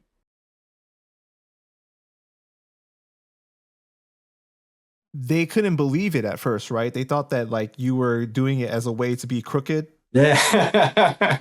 Oh, yeah. I guess you read the book thoroughly. You really So what was the conversations like afterwards? Were they still, it was still like natural, it was still okay, it wasn't like any like I'm on guard with anything I say to you? Well, no, we're never on guard with each other. We're never on guard with each other. Me and Diamond, no. No, we're not on guard. No, he knows. For the longest time, he thinks, oh, that you infiltrated the NYPD. That's what's going on. The longest time. He could. I told him, no, man, it's up and up. I'm telling you, no. Yeah. Yeah. But it took him many years. Yeah, he said, yeah, it was a hard pill to swallow, man, for a guy like him. Mm-hmm. I mean, it was all about that life. I mean, there's a lot of stories that I cut out, I guess, because you can only fit so much in a book. Right. 50 pages, 300 pages, and like 1,000 pages. Got crazy stories with Diamond. He had a big score of like gotta be over $500,000. He went down to DC to rob Rayful Eden guys for a drug heist, and it was done with military grade, fully automatic Mark 10. There was two of them that basically fell off the truck. They actually arrested the guy who sold the gun. It was fully automatic. They took it down to DC, did a robbery. Wow. Yeah. And yeah, they fired a lot of shots with that gun. The military actually came to look for those guns over there in Vanderveer. They don't call it Vanderveer anymore. I think they call it Flatbush Gardens now, the housing development over there. It wasn't the FBI or the Secret Service or the NYPD. They sent the military. They wanted those guns back at all costs. Yep. And then there's so many stories. Yeah. A lot When of you shootings. became, oh, sorry, go ahead. A lot of shootings over there by Flatbush back in those days. Yeah. When you became an officer, did they not know your history as a criminal, or they wanted you because they knew that you knew the inside world? No. They did their investigation on me. They did. I'm not going to go into details about that. You know, I do have a lot of respect for the NYPD. They do their due diligence on the applicants. So remember, back then we didn't have social media. Right. There's only so much you can find out about a person.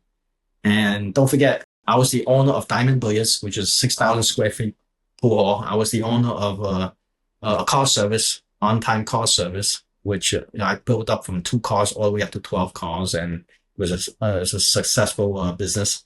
I had 3 retail stores. 3 retail stores, one at the Junction, one on Avenue U, Brooklyn, and one in Sunset Park. So I was running all these businesses. And gambling houses too. Yeah.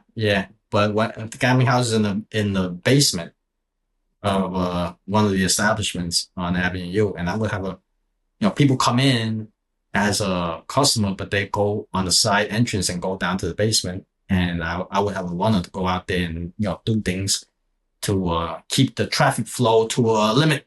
So back then, if you're gonna investigate me, you're gonna have to follow me. But then I was always dressed in a suit, And the times when I get stopped by cops, even though I'm in a suit, is the times when I'm with a black guy, Diamond. And there's multiple times I got stopped with him, So it's in my book also. Right. But I generally don't get stopped by the cops.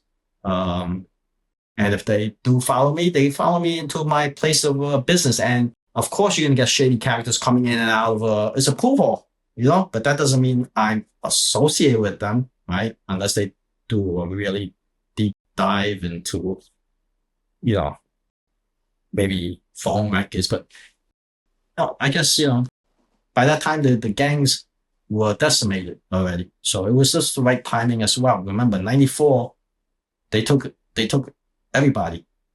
Whoever was a somebody was arrested. Let's put it that way. Why at that time not just operate the businesses in a legit way, and you're not affiliated with the gang anymore. You could have got rid of the gambling houses and stuff like that, but just got your car service and the billiards. Why not just do that? You must have felt some kind of purpose, like some kind of inside of you. No, I want to do good now, or something like that. There had to be something. It's amazing the questions you ask, because you really doing like a deep dive into my mind, right? Mind at that time. And to me, at that time, running a business, okay, it was a 24/7 operation. Mm-hmm. You know how mentally draining that is, especially with the type of business that's you're dealing with, like the underworld. That makes it even more. The money is good. Money is good, but money is not everything. Right. Peace of mind is priceless. And I was always craving for that peace of mind. And always wondering, was like, just, what? Live the regular, be a regular Joe Schmo. Like when you don't have something, you want it, but when you do have it, you don't care for it. The grass is always greener too on the other side, right? Yeah. So my collectible business, that part of the store was anywhere, all the business, they were earning from anywhere from 18 to 25,000 for each of the business around that time. I'm talking gross. Okay. So I was a month? Yeah, a month. So I was always carrying a lot of money with me. It cost me $175,000 to open that pool hall, and then between the car service, the pool hall, the three retail business, so I always had a lot of cash on me, right? But easy come, easy go, right? So I was always like, you know what is always craving for that, I just want that normal life. It was not normal. To me, it was a lot of stress, right? Always, you gotta have eyes in the back of your head. You always, especially when you're dealing with that kind of life, dealing with the people. There's shootings inside the pool and outside. You gotta. That's So why. even if you're outside of the gang life now, that element of population, those people are still around you because those businesses kind of attract that population, basically. Of course, that's why that's why when I'm walking in the streets in those days, I always carry my 38 Centennial 5-shot hammers because I always keep my hand in my pocket, holding that gun, finger on the trigger, wherever I go. When I'm walking out of the business, I gotta be fully alert. My head is on a swivel. Mm-hmm. Okay, anyone get into my personal space, I'm dropping them. Okay, they wouldn't even know what hit them. Okay, that's why guys who are close to me in my inner circle, they know when I have my hands in my pocket walking, they know the fingers on the trigger. I'll shoot right through the fabric. And if I don't It's know, not a peaceful way to live. Yeah, it's not. It's not. Just don't want that life anymore. Just craving for that peace of mind. And peace of mind is priceless. It doesn't matter how much money you have. Well, you spend it. The more you make, the more you spend. That's true. Right? And the less you make, the more you appreciate the money. And talk about budgeting. There was no budgeting back then. No budgeting. Now I budget, and I learn a lot more now. And it's a more better way of life. I gotta say, better way of life. Mike, so you didn't stash a whole bunch of old face hundreds in some kind of Chinatown apartment or something in the wall? Maybe it's somewhere. But your first job as an officer was patrolling Chinatown, though, right? Yes. Okay. I got was this Brooklyn Chinatown or Chinatown. This Manhattan? Brooklyn's Chinatown. Okay.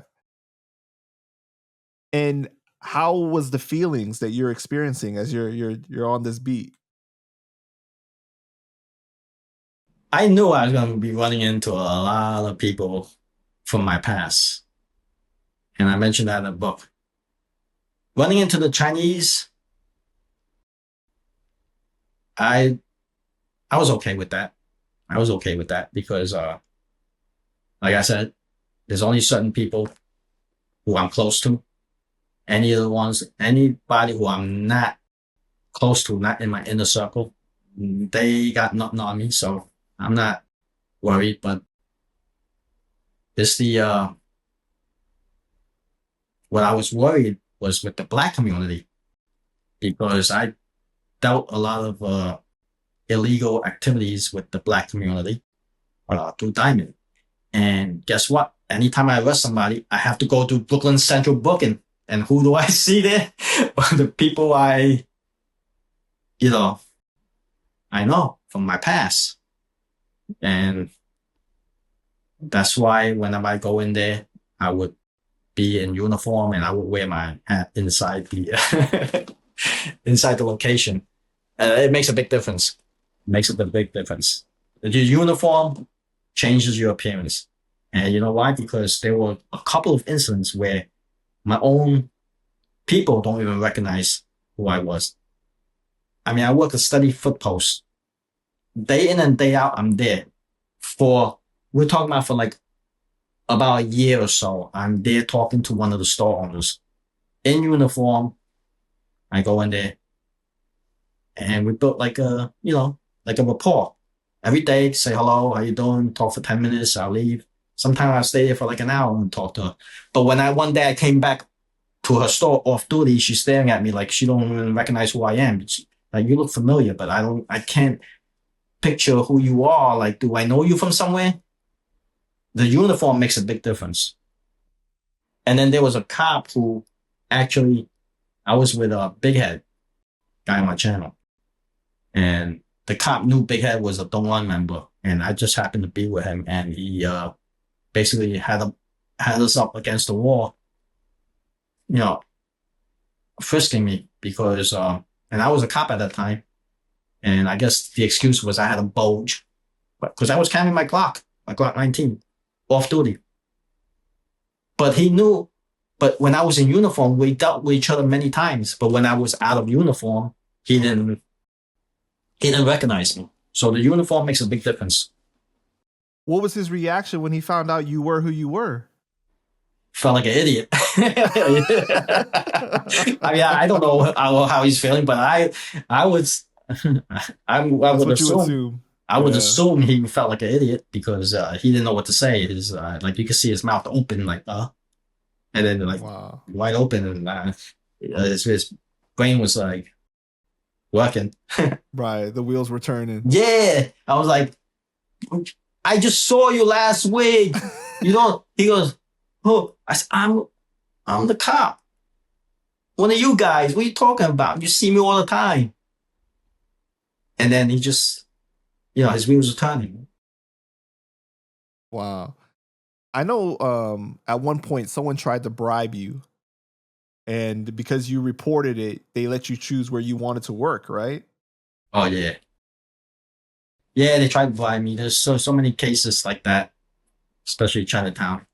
But this guy, I didn't know from a hole in the wall. And he tried to bribe me. Ain't gonna happen. Nah. So I had to do what I gotta do. If I don't report him, who knows? He could be the FBI. He could be an informant. Who knows? I gotta report him.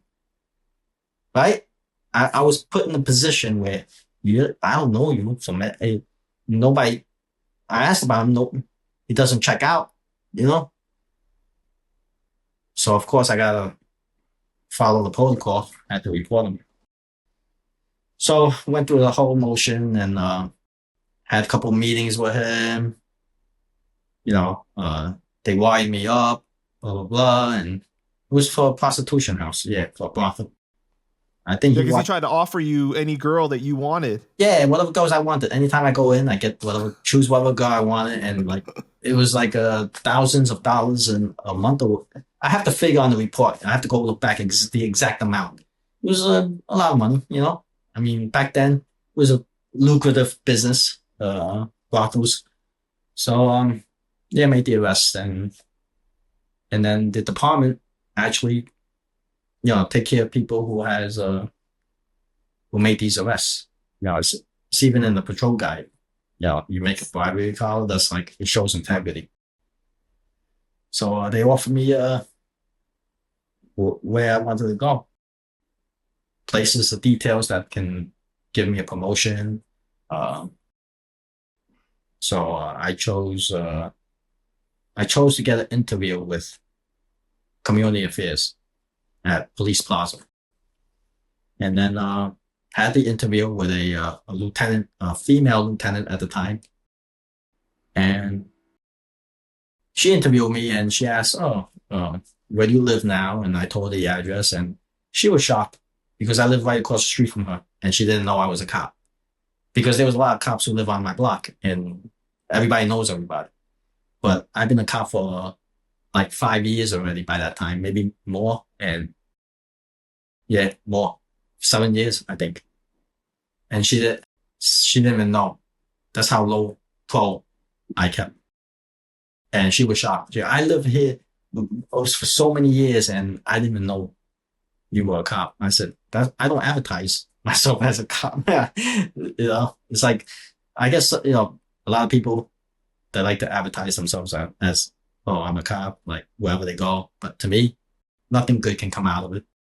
That's how I feel it. Yeah, Mike, but you're also very low key like that, right? Like, so you had to feel a little uncomfortable when you started the Chinatown gang stories, and now you're in front of the camera. You're talking about your life. You're putting everything out on Front Street with your book and everything like that. Like, you were so used to being like very private? What is that like for you? It is. It is. It's tearing me up. It's I'm fighting it all the time because it's not who I am. What you see on camera, it's not me. I like to be alone. I like to be quiet. I don't talk that much.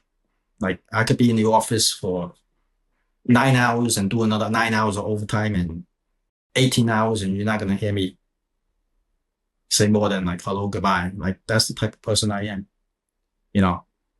And for me to come out and expose myself like this and share some of these stories with the world is because I feel that it trumps over my privacy, my need for privacy, because this is a story. These stories need to be told, you know, because it's part of New York City's Chinatown history that's going to be buried forever. You know, like like I see a lot of misinformation out there, you know, how they demonize us, but they have to understand what we went through, the backstory behind why we chose to be a gang member, you know, and focus on that, not the shooting and the killing. And we're not trying to glamorize anything. You know, you have to understand what led that person to choose that kind of life, you know, and I'm just telling it. And the guys on my channel are just telling their stories. Okay. And if the stories happen to be violent, right, it doesn't mean that they're glamorizing it. I mean, it's a piece of history. It's what we went through. Okay. Why did the Vietnamese choose that life? You think they want to choose that life? You think they want, I'm going to be a gang member. I want to go shoot people and hurt people and target, you know, my own community. Like, no. Desperation, you know. I mean, you have to understand the backstory behind it. Right. Like And people I say, know that that's one of the main things that you've said in the past, where you said that like they don't talk about the first and second generations of like Chinese people, Asian people in general coming to America and how poor they are and the difficult circumstances that they have to be put in, right? Because if you look at American history, even what they teach in school, you're not really learning about Asian American history like that, besides what like the gold rush, or you know what I mean, building the railroads or something, like, you know, like very little things, right? You know, it's not. And even in mainstream American media, with like the movies and the TV shows, how these stereotypical roles, it's not very presented in a good way, right? You know what I mean? Like there's not a lot of good representation. And I imagine for you, especially the era that you're coming in, there was none, obviously, on TV, you know, and now it's like still very little. then, I mean, we all had our own kind of struggles. The Vietnamese had theirs. The Chinese had their own struggles. You know? And then we all had struggles. Even the blacks, right? The blacks faced a lot of struggles, you know, throughout their time in the U.S. We came a long way, and we all came a long way. And when we talk about the past, we're not glamorizing it in any way. We're just telling it like it is because that's what happened, right? It's like if you talk about history, look at Julius Caesar, look at Genghis Khan or Alexander the Great. How many people they killed? Are we going to bury history and erase them? Are we? And not allowed to talk about it? So whenever you talk about Julius Caesar, are you glamorizing him killing a million Gauls? Right? Right. Are you gonna bury that fact that, you know, he chopped off all the hands of military age men back in those days? Right? Are we gonna bury that? So are you glamorizing it when you name a casino after Julius Caesar? Right? Or pizza? Or even a salad?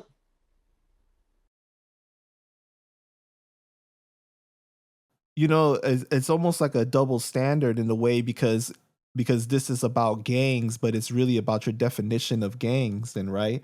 Because you can expand that definition to be so much more than where you're talking about just a street gang, And because that's part of history, you don't want to cover it in the appropriate way. Anything can be labeled as a gang. 3 or more can be labeled as a gang, right? You got the 3 biggest gang in the world right now. The US, China, and Russia, 3 biggest gang. That's true. Very true. They decide who has power and who doesn't have the power. 3 biggest gang. Mm-hmm. How does it feel for you now, like for someone like 50 Cent to show interest in telling these Chinese gang stories, though? I'm really honored, that he can appreciate like these type of stories because he understands the struggles, that we went through, and for him to show interest, it meant a lot. And we've been going back and forth, Peter Chen and him, way before, right? We're talking about years before, like when he started his book, Indigo Shadows. Yeah. So after the first meeting, 50 Cent said he's going to get back to him. And when 50 Cent said that to Peter, I said, you could definitely count on him to get back to you, because I have, how I word this, I have more confidence than someone from the streets keeping their word with a handshake than things that's written in black and white, So when he said he's going to get back to him, it took a while, but he did, actually more than a year, and he really did get back to him, and I called it, But I'm not going to say anything more about it because I want to let 50 Cent speak about it. So I'm not going to say anything more about the project or whatever, because I'm sure he's asked a lot on his plate. But can you confirm that it's signed and it's going to happen? I'm not confirming anything because I'm not going to speak about anything, and it's all going to be up to him. Got you. Okay.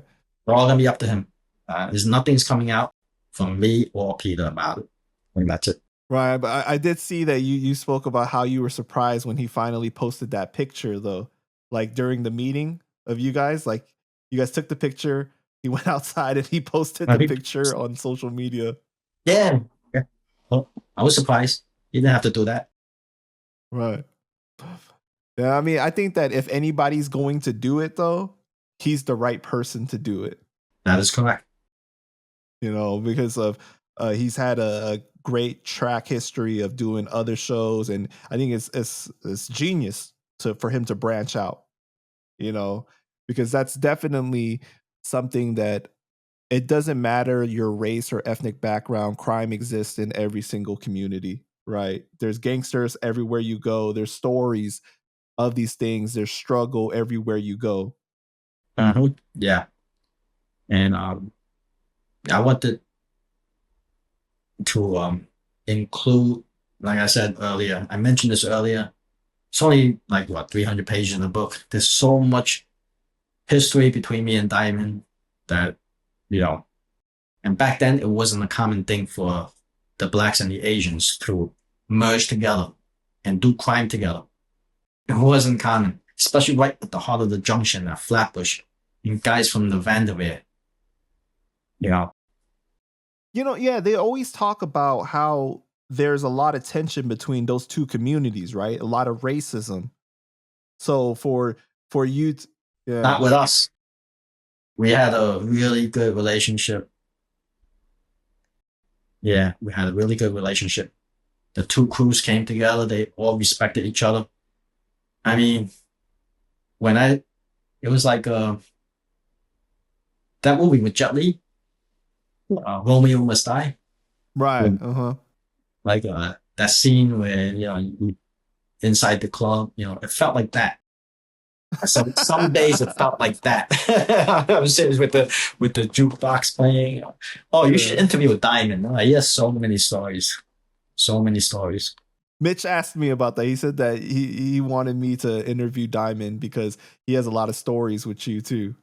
Oh, Yeah. yeah.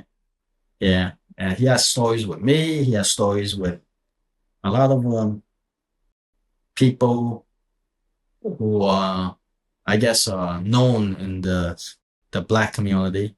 You know, like Supreme Team, is it? Oh wow. Right. Okay. Yeah. Um, Kenneth Supreme McGriff. Yep. yeah, and the other guy, yeah, Rayful Edmond, like those guys. Yeah, he did his. Yeah, he had dealings with them in the streets and also in prison. There's so many stories. Hmm. Let me ask you this. So back in the day, were you guys mainly beefing with just other Chinese gangs in Chinatown, or were you going to different boroughs and having issues with like Latin Kings and Bloods and stuff like that? I mentioned earlier. Remember that so-called poem I read. Hmm. King's Highway Boys is KHB. Avenue U Boys is AUB. Avenue U Boys.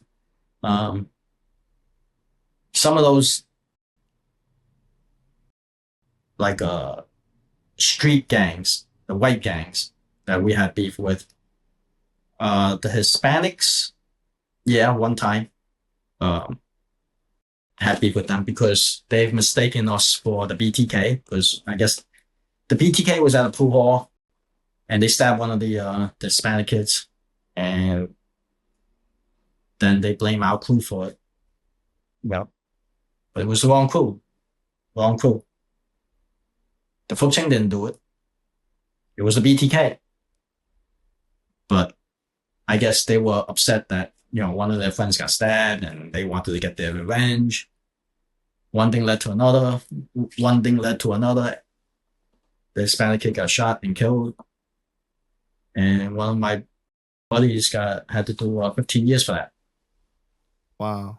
Yeah, and then yeah, mostly with the white kids. We had one time there was a shooting inside the movie theater in Kings Highway, the Kings Highway movie theater. A bunch of white kids were inside the movie theater.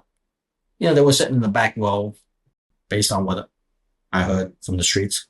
And you had a Chinese couple, gang members, two guys, two girls sitting in the middle, and they're like throwing popcorn at them, at the head.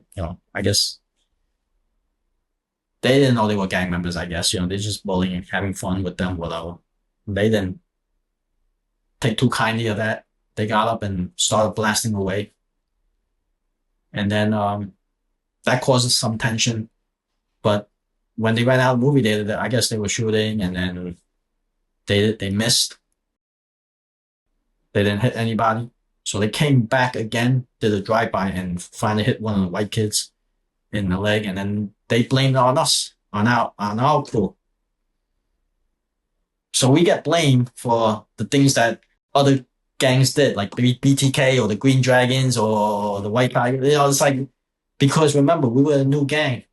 We were just starting up the Fuk Ching in the 80s, the mid 80s.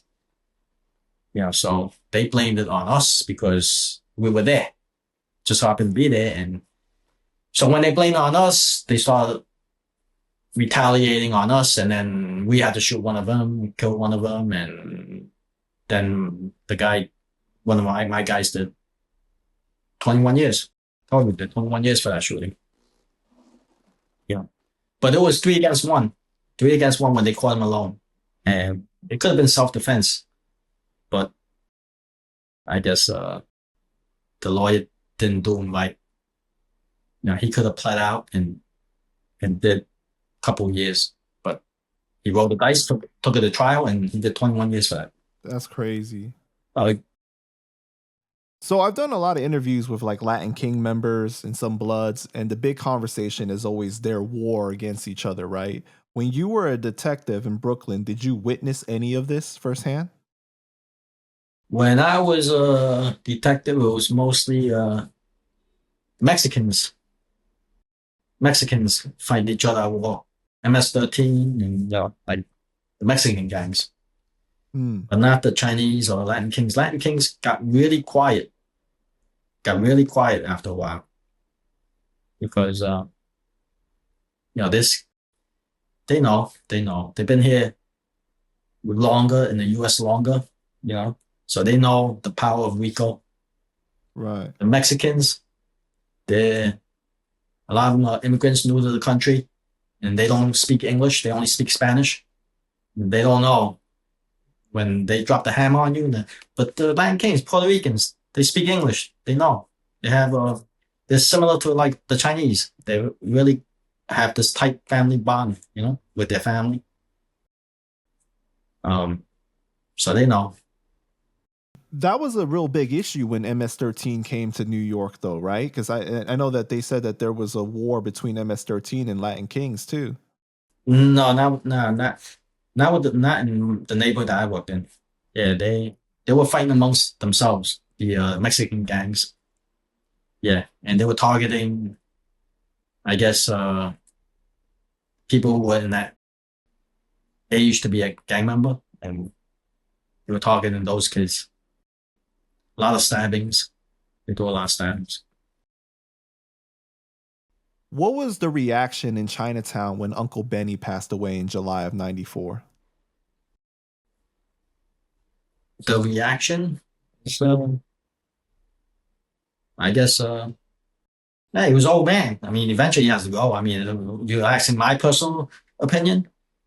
But you didn't see like it wasn't like a mourning or anything like that. It was just more of like it was. We knew this time was going to come. Yeah, he's an old man. It's not even fun. He was an old man.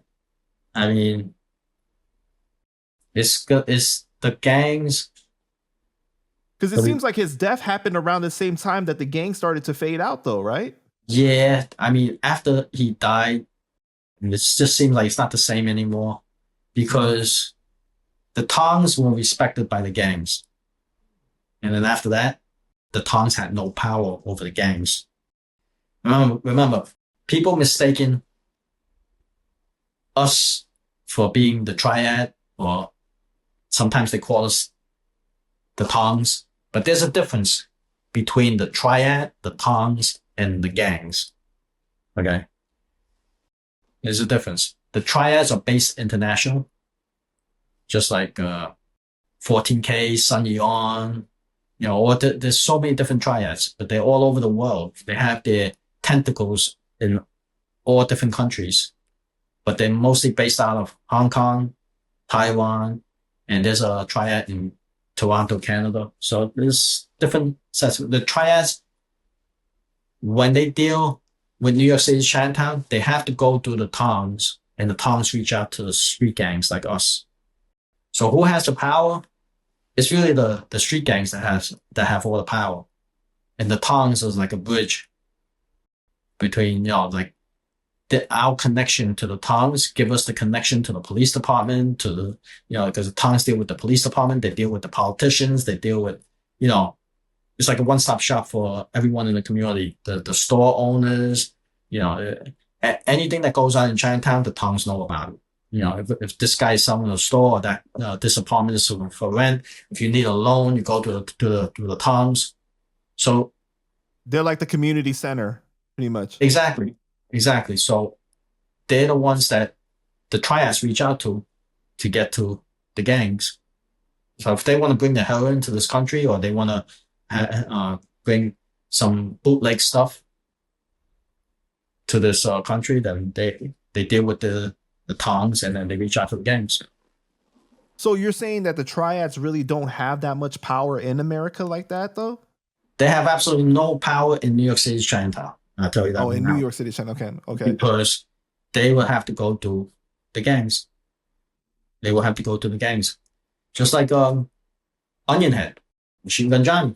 When he got into the heroin business, he made so much money that how can you respect the tongs when you're making so much, that pulling in that kind of money with drugs?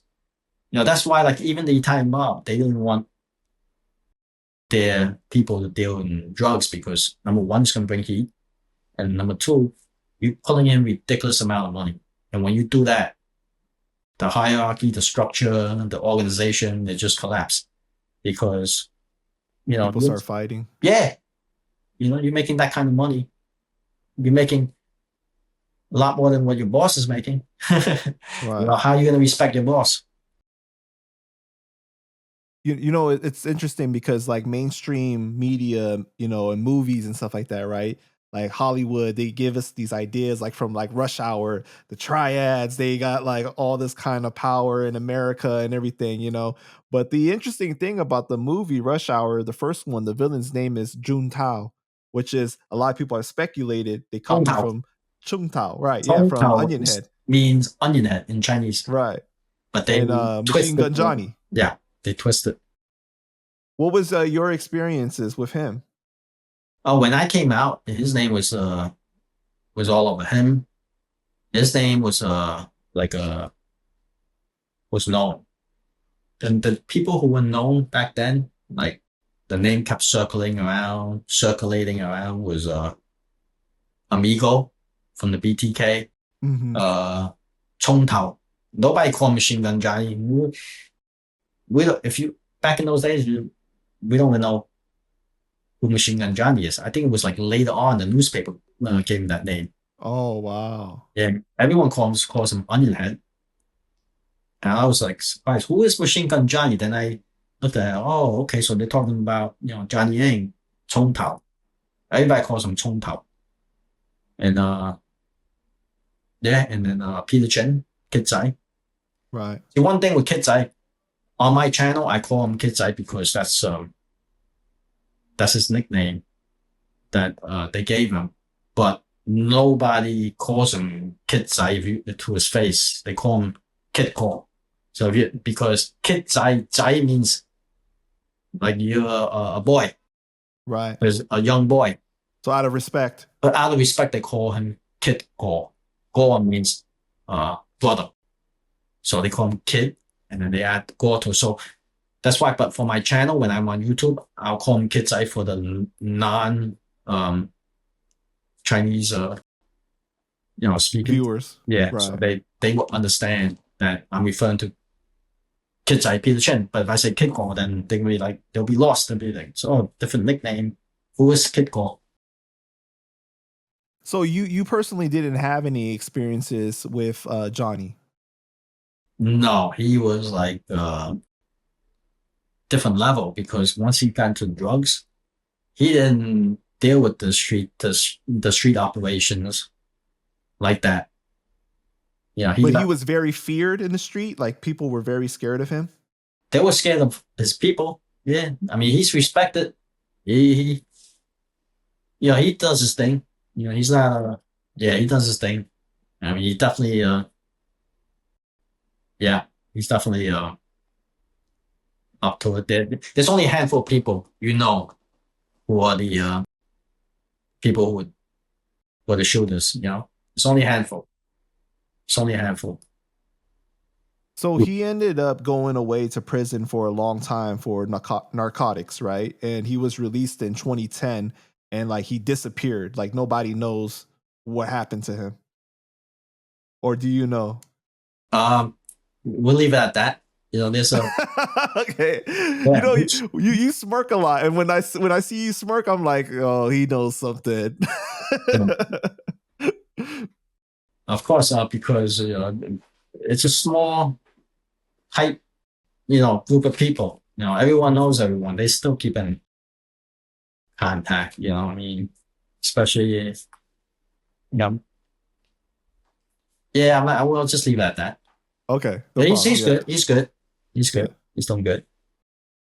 Did you guys do business with other Chinatowns across the US, like San Francisco and like Boston or Chicago, or is it just mainly like just in New York? Just in New York. Just in New Just York. in New York. But the tongues, they have that's like I said, the gangs go to the tongues for the connection. So when the tongues, if we go like say Chicago or Boston, we go to the respective tongue and say, hey, we're going down there. They'll pave the way. Or let's say we're going to Hong Kong and they're going to make their contact to the triads in Hong Kong and, they pave the way. Yeah, because I was interested. I was wondering if like you guys had any experience with like Shrimp Boy, Raymond from San Francisco and stuff like that. Oh yeah, Shrimp Boy. Yeah, Kids I talks about that. Yeah, he was in New York. He was a card dealer back in those days in a gambling house in one of the Ghost Shadows establishments. Yeah. Did you know China Mac's dad personally? No, but I had one incident with him, but it wasn't a good incident, so I'm gonna leave it at that. Okay. No problem. Yeah. But I saw in the first interview you did with China Mac on your channel, which you guys should definitely check out. It's great. That you said China Mac's dad actually had more power than Onion Head at one point. At one point, because Onion Head wasn't, he got kicked out to Flying Dragons by the Mm. scientists. But So then he got brought back, right? yeah, he got kicked. That was before he got involved with the drugs. He got brought back. He came back because the scientists got gunned down. So he came back. His crew got kicked out. Onion Head's crew got kicked out. So he went. Didn't wasn't there a rumor that he was behind the scientists getting gunned down?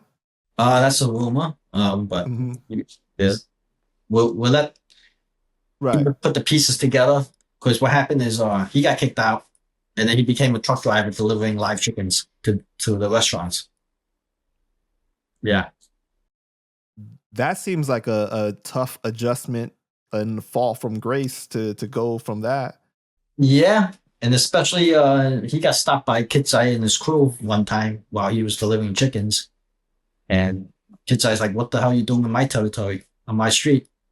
And he tells, oh, "I'm a working man. I'm just trying to make a living." And Kitsai told his guys give him a pass, because Onionhead gave Kitsai a pass one time when he was in. That was before when he was with the Flying Dragons under the scientists. Uh, so, so yeah. But But you then guys also called him the professor, right? the scientist, no, nobody calls him the professor. Nobody even know who the professor was. We call him Fohoka, scientist. The Oh, scientist. okay. Fohoka is the scientist. It's just the newspaper mess up all the Mm, nicknames. got They'll you. call Onion Head Machine Gun Johnny. They'll call the scientist the professor. They originally the Canal Boys was Canal Boys. Then the newspaper started calling them BTK, and then they took over the name BTK. So it's like all these names get messed up by What was your actual experience with the Flying Dragons and the Ghost Shadows beefing during that time? that's their own beef. Got nothing to do I with know, us. but like, was the Fuk Ching like, ever involved in any way or have alliance with either side? The Fuk Ching have their alliance with the Ghost Shadows. The guy at the top dealt with the Ghost Shadows, and even the soldiers down to the soldier level dealt with the Ghost Shadows. Yeah, we had friends who were in the Ghost Shadows from Bayard Street and Ma Street. That's why some of our guys actually crossed over to the Ghost Shadows. And Oh, yeah, did we you know about China Mac before he got popular on the internet? Like from real life, did you ever hear about him? he's too young. I mean, he was gotta be like 10 years old when I was like in my 20s probably. Yeah, yeah. And by that time, the Ghost Shadows wasn't even under any tongue association anymore because it depends on what year he came out. Um, he said he came out when he was like what 10 years old. Yeah, and by 93, the feds came down and did away with the Ghost Shadows. So you have a bunch of kids running around, calling themselves the Ghost Shadows, but they weren't under any hierarchy anymore. There was no structure with the gang. So it depends what year. Yeah, I didn't ask him what year he started with the Ghost Shadows. but we do have mutual friends who confirmed that he's a ghost shadow. Yeah, he's definitely a ghost shadow. And that was the Dailo, because I asked him like which Dailo he followed, and he named all those Dailos that we know. So Right. Yeah, I remember in the interview you recognized like the names yeah, that he was saying and everything. yeah, And the new interview that you did too with him was great. And yeah. you guys should definitely check that out. Um, When he came in, he's got to be really young. I mean, if I'm in my late teens, early 20s, I'm not going to pay attention to a 10-year-old kid or 12-year-old kid because they recruit these young kids to do the shootings. And and the Chinese gangs are known for that. They really like the 13, 14, 15-year-olds. That's why like a lot of shootings are done by these 13, 14, 15-year-old Chinese kids. and that's because they'll get less time. Yeah. It's kind of like a grooming process too, though, right? Yeah. And they're easily molded, manipulated, brainwashed. And and these Daima, Dailo, they have a good eye for that. They have a good eye for picking out these kids to recruit. That's interesting because like when I interviewed China Mac, he did say though, like, in the beginning he thought that these people really cared about him, but then he realized over time that he was being used. Man, roll a clip. When you said that it was fake, are you saying like, like you were exploited by the gang? Like it was in genuine love? Absolutely, yeah. Absolutely. At what age did you realize that you were being exploited? I mean, I don't know. I realized it once I guess I went to prison. You know what I mean? But I really didn't understand at that time. At that point, I thought it was love. I thought it was like, I thought it was, I thought it was family, but it wasn't. Exactly. Exactly. Yeah. I mean, that's why, yeah, I noticed that. I mean, back then, I guess when I was a young teen, and I embraced every word my Daima Stylo was telling me, like I felt like, oh, I'm learning so much about this life from him. Um, Like they're imparting wisdom on you. exactly, exactly. And meanwhile, looking back, I'm like, it's brainwashing.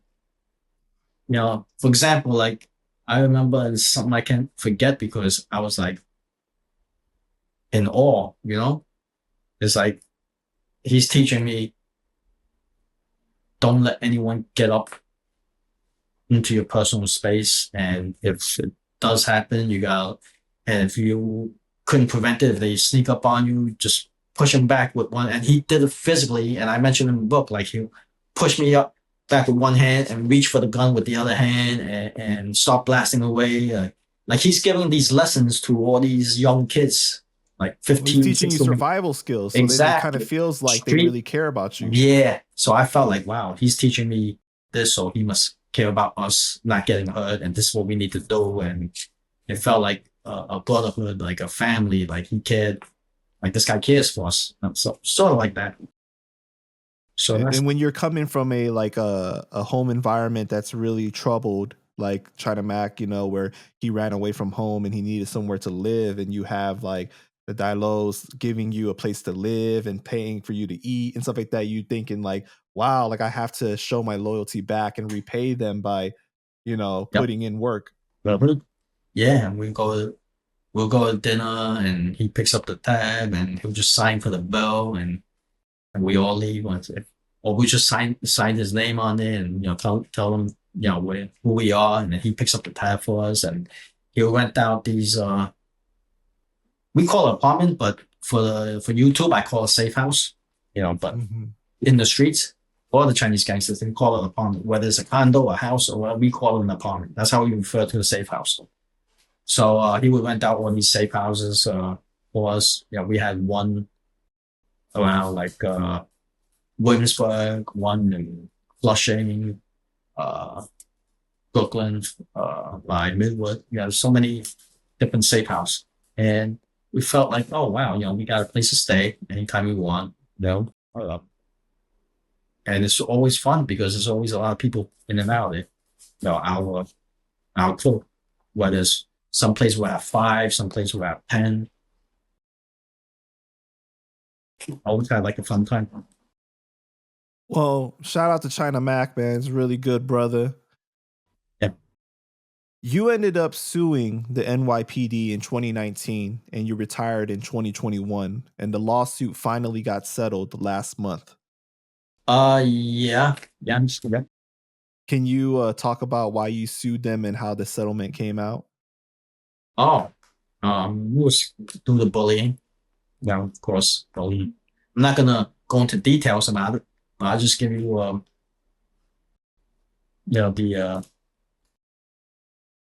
the people who were involved with the case. I mean, it's not too often you get an Asian guy standing up to the NYPD like that. I mean, it's a career-ending move, so to speak. So that was really difficult then, because you were still on the force for 2 more years during the time after you had initially put out the lawsuit, right? Yeah, had a rough time. But luckily I have the evidence, to prove my case. Anyway, yeah, they settled. But a lot of people involved in my case. Think about it. You have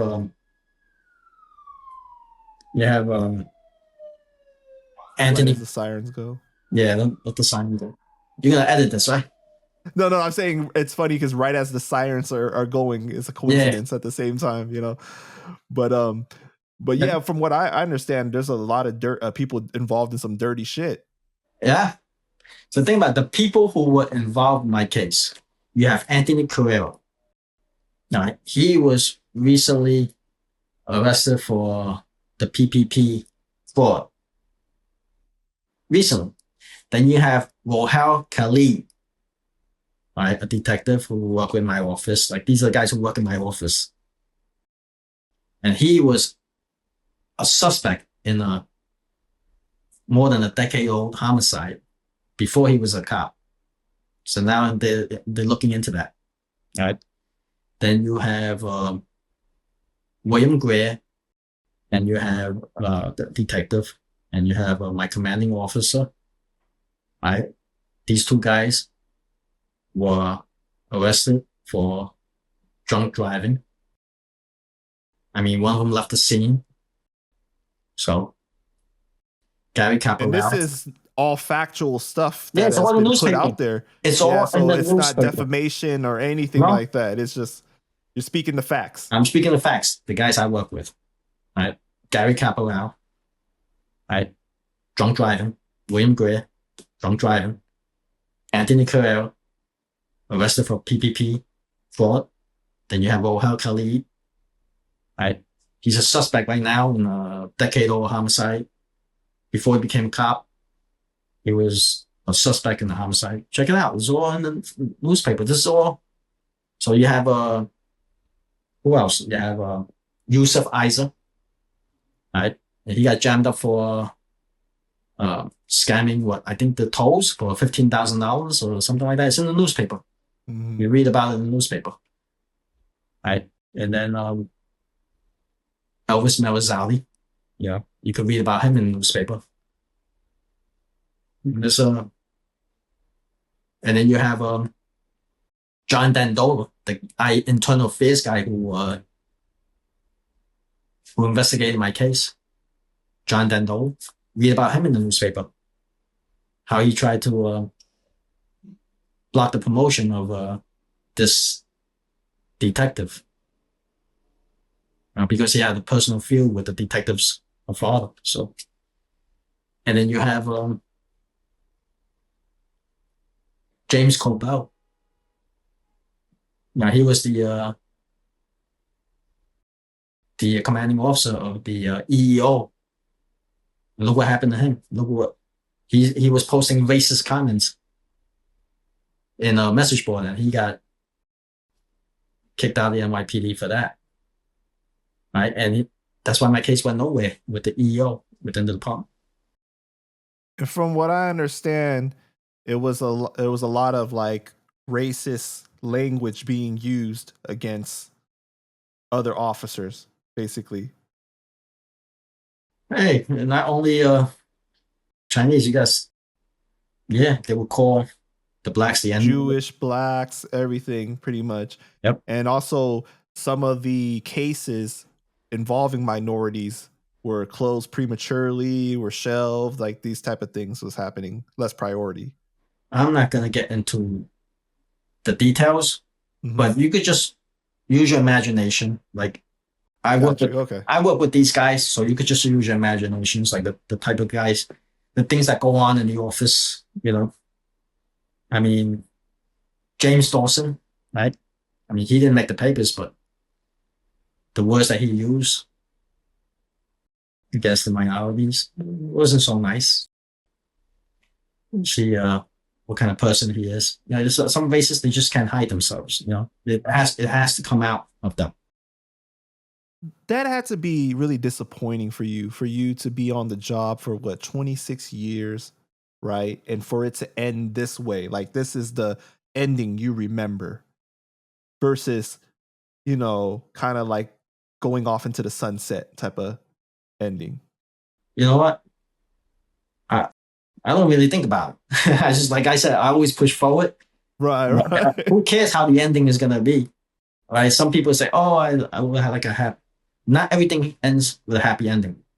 I'm just glad I'm alive. All the things I went through, nothing really phases me anymore. Right? So it doesn't take away from the beautiful experience you had being a detective. I had beautiful experiences with other things. What I need, a beautiful experience in everything. Just something that you dedicated your life to for so long, you know? But it is what it is. Gotcha. Okay. Because I would still do the same thing. So no regrets. I don't regret anything I do. If I live with regret, I'll be a mess. Mm-hmm. I would be a mess. So I want to transition over to this point here. When you do these podcasts and you tell these stories, you know, internally, how do you feel? Because some of the criticisms about the book that, you know, I've read is that people say that they wish there was more emotional depth and shown guilt or remorse and internal conflict instead of just describing the actual events. This is only 300 pages. I wish I could have like 1,500 pages. Well, were you limited to 300 pages? Could you have made it longer, or you just like conscious decision you didn't want to make it too long? It's all up to the editor. I'll give the editor, if I give the editor 1,000 pages and he comes back with 280 pages, you know, I want to tell him to make it 800 pages. Who's gonna read an 800-page book? Right. We are in an era now where, you know, people have shorter attention spans and everything. So it seems like for a lot of people, they believe that the book, you were getting straight to the point, straight to the stories, but not so much with the internal dialogue of how you felt. Well, do you know how I feel? Yeah. Well, this interview is going to really shed light on that, though, on a lot of that. So that's good. Yeah. I keep a lot of things to myself. This is not me. This is really not me to come out and talk like this and be so public. Right. All right. Last question, Mike. Tell us something you have never said in another interview, like a story or maybe something you left out of a story you've told.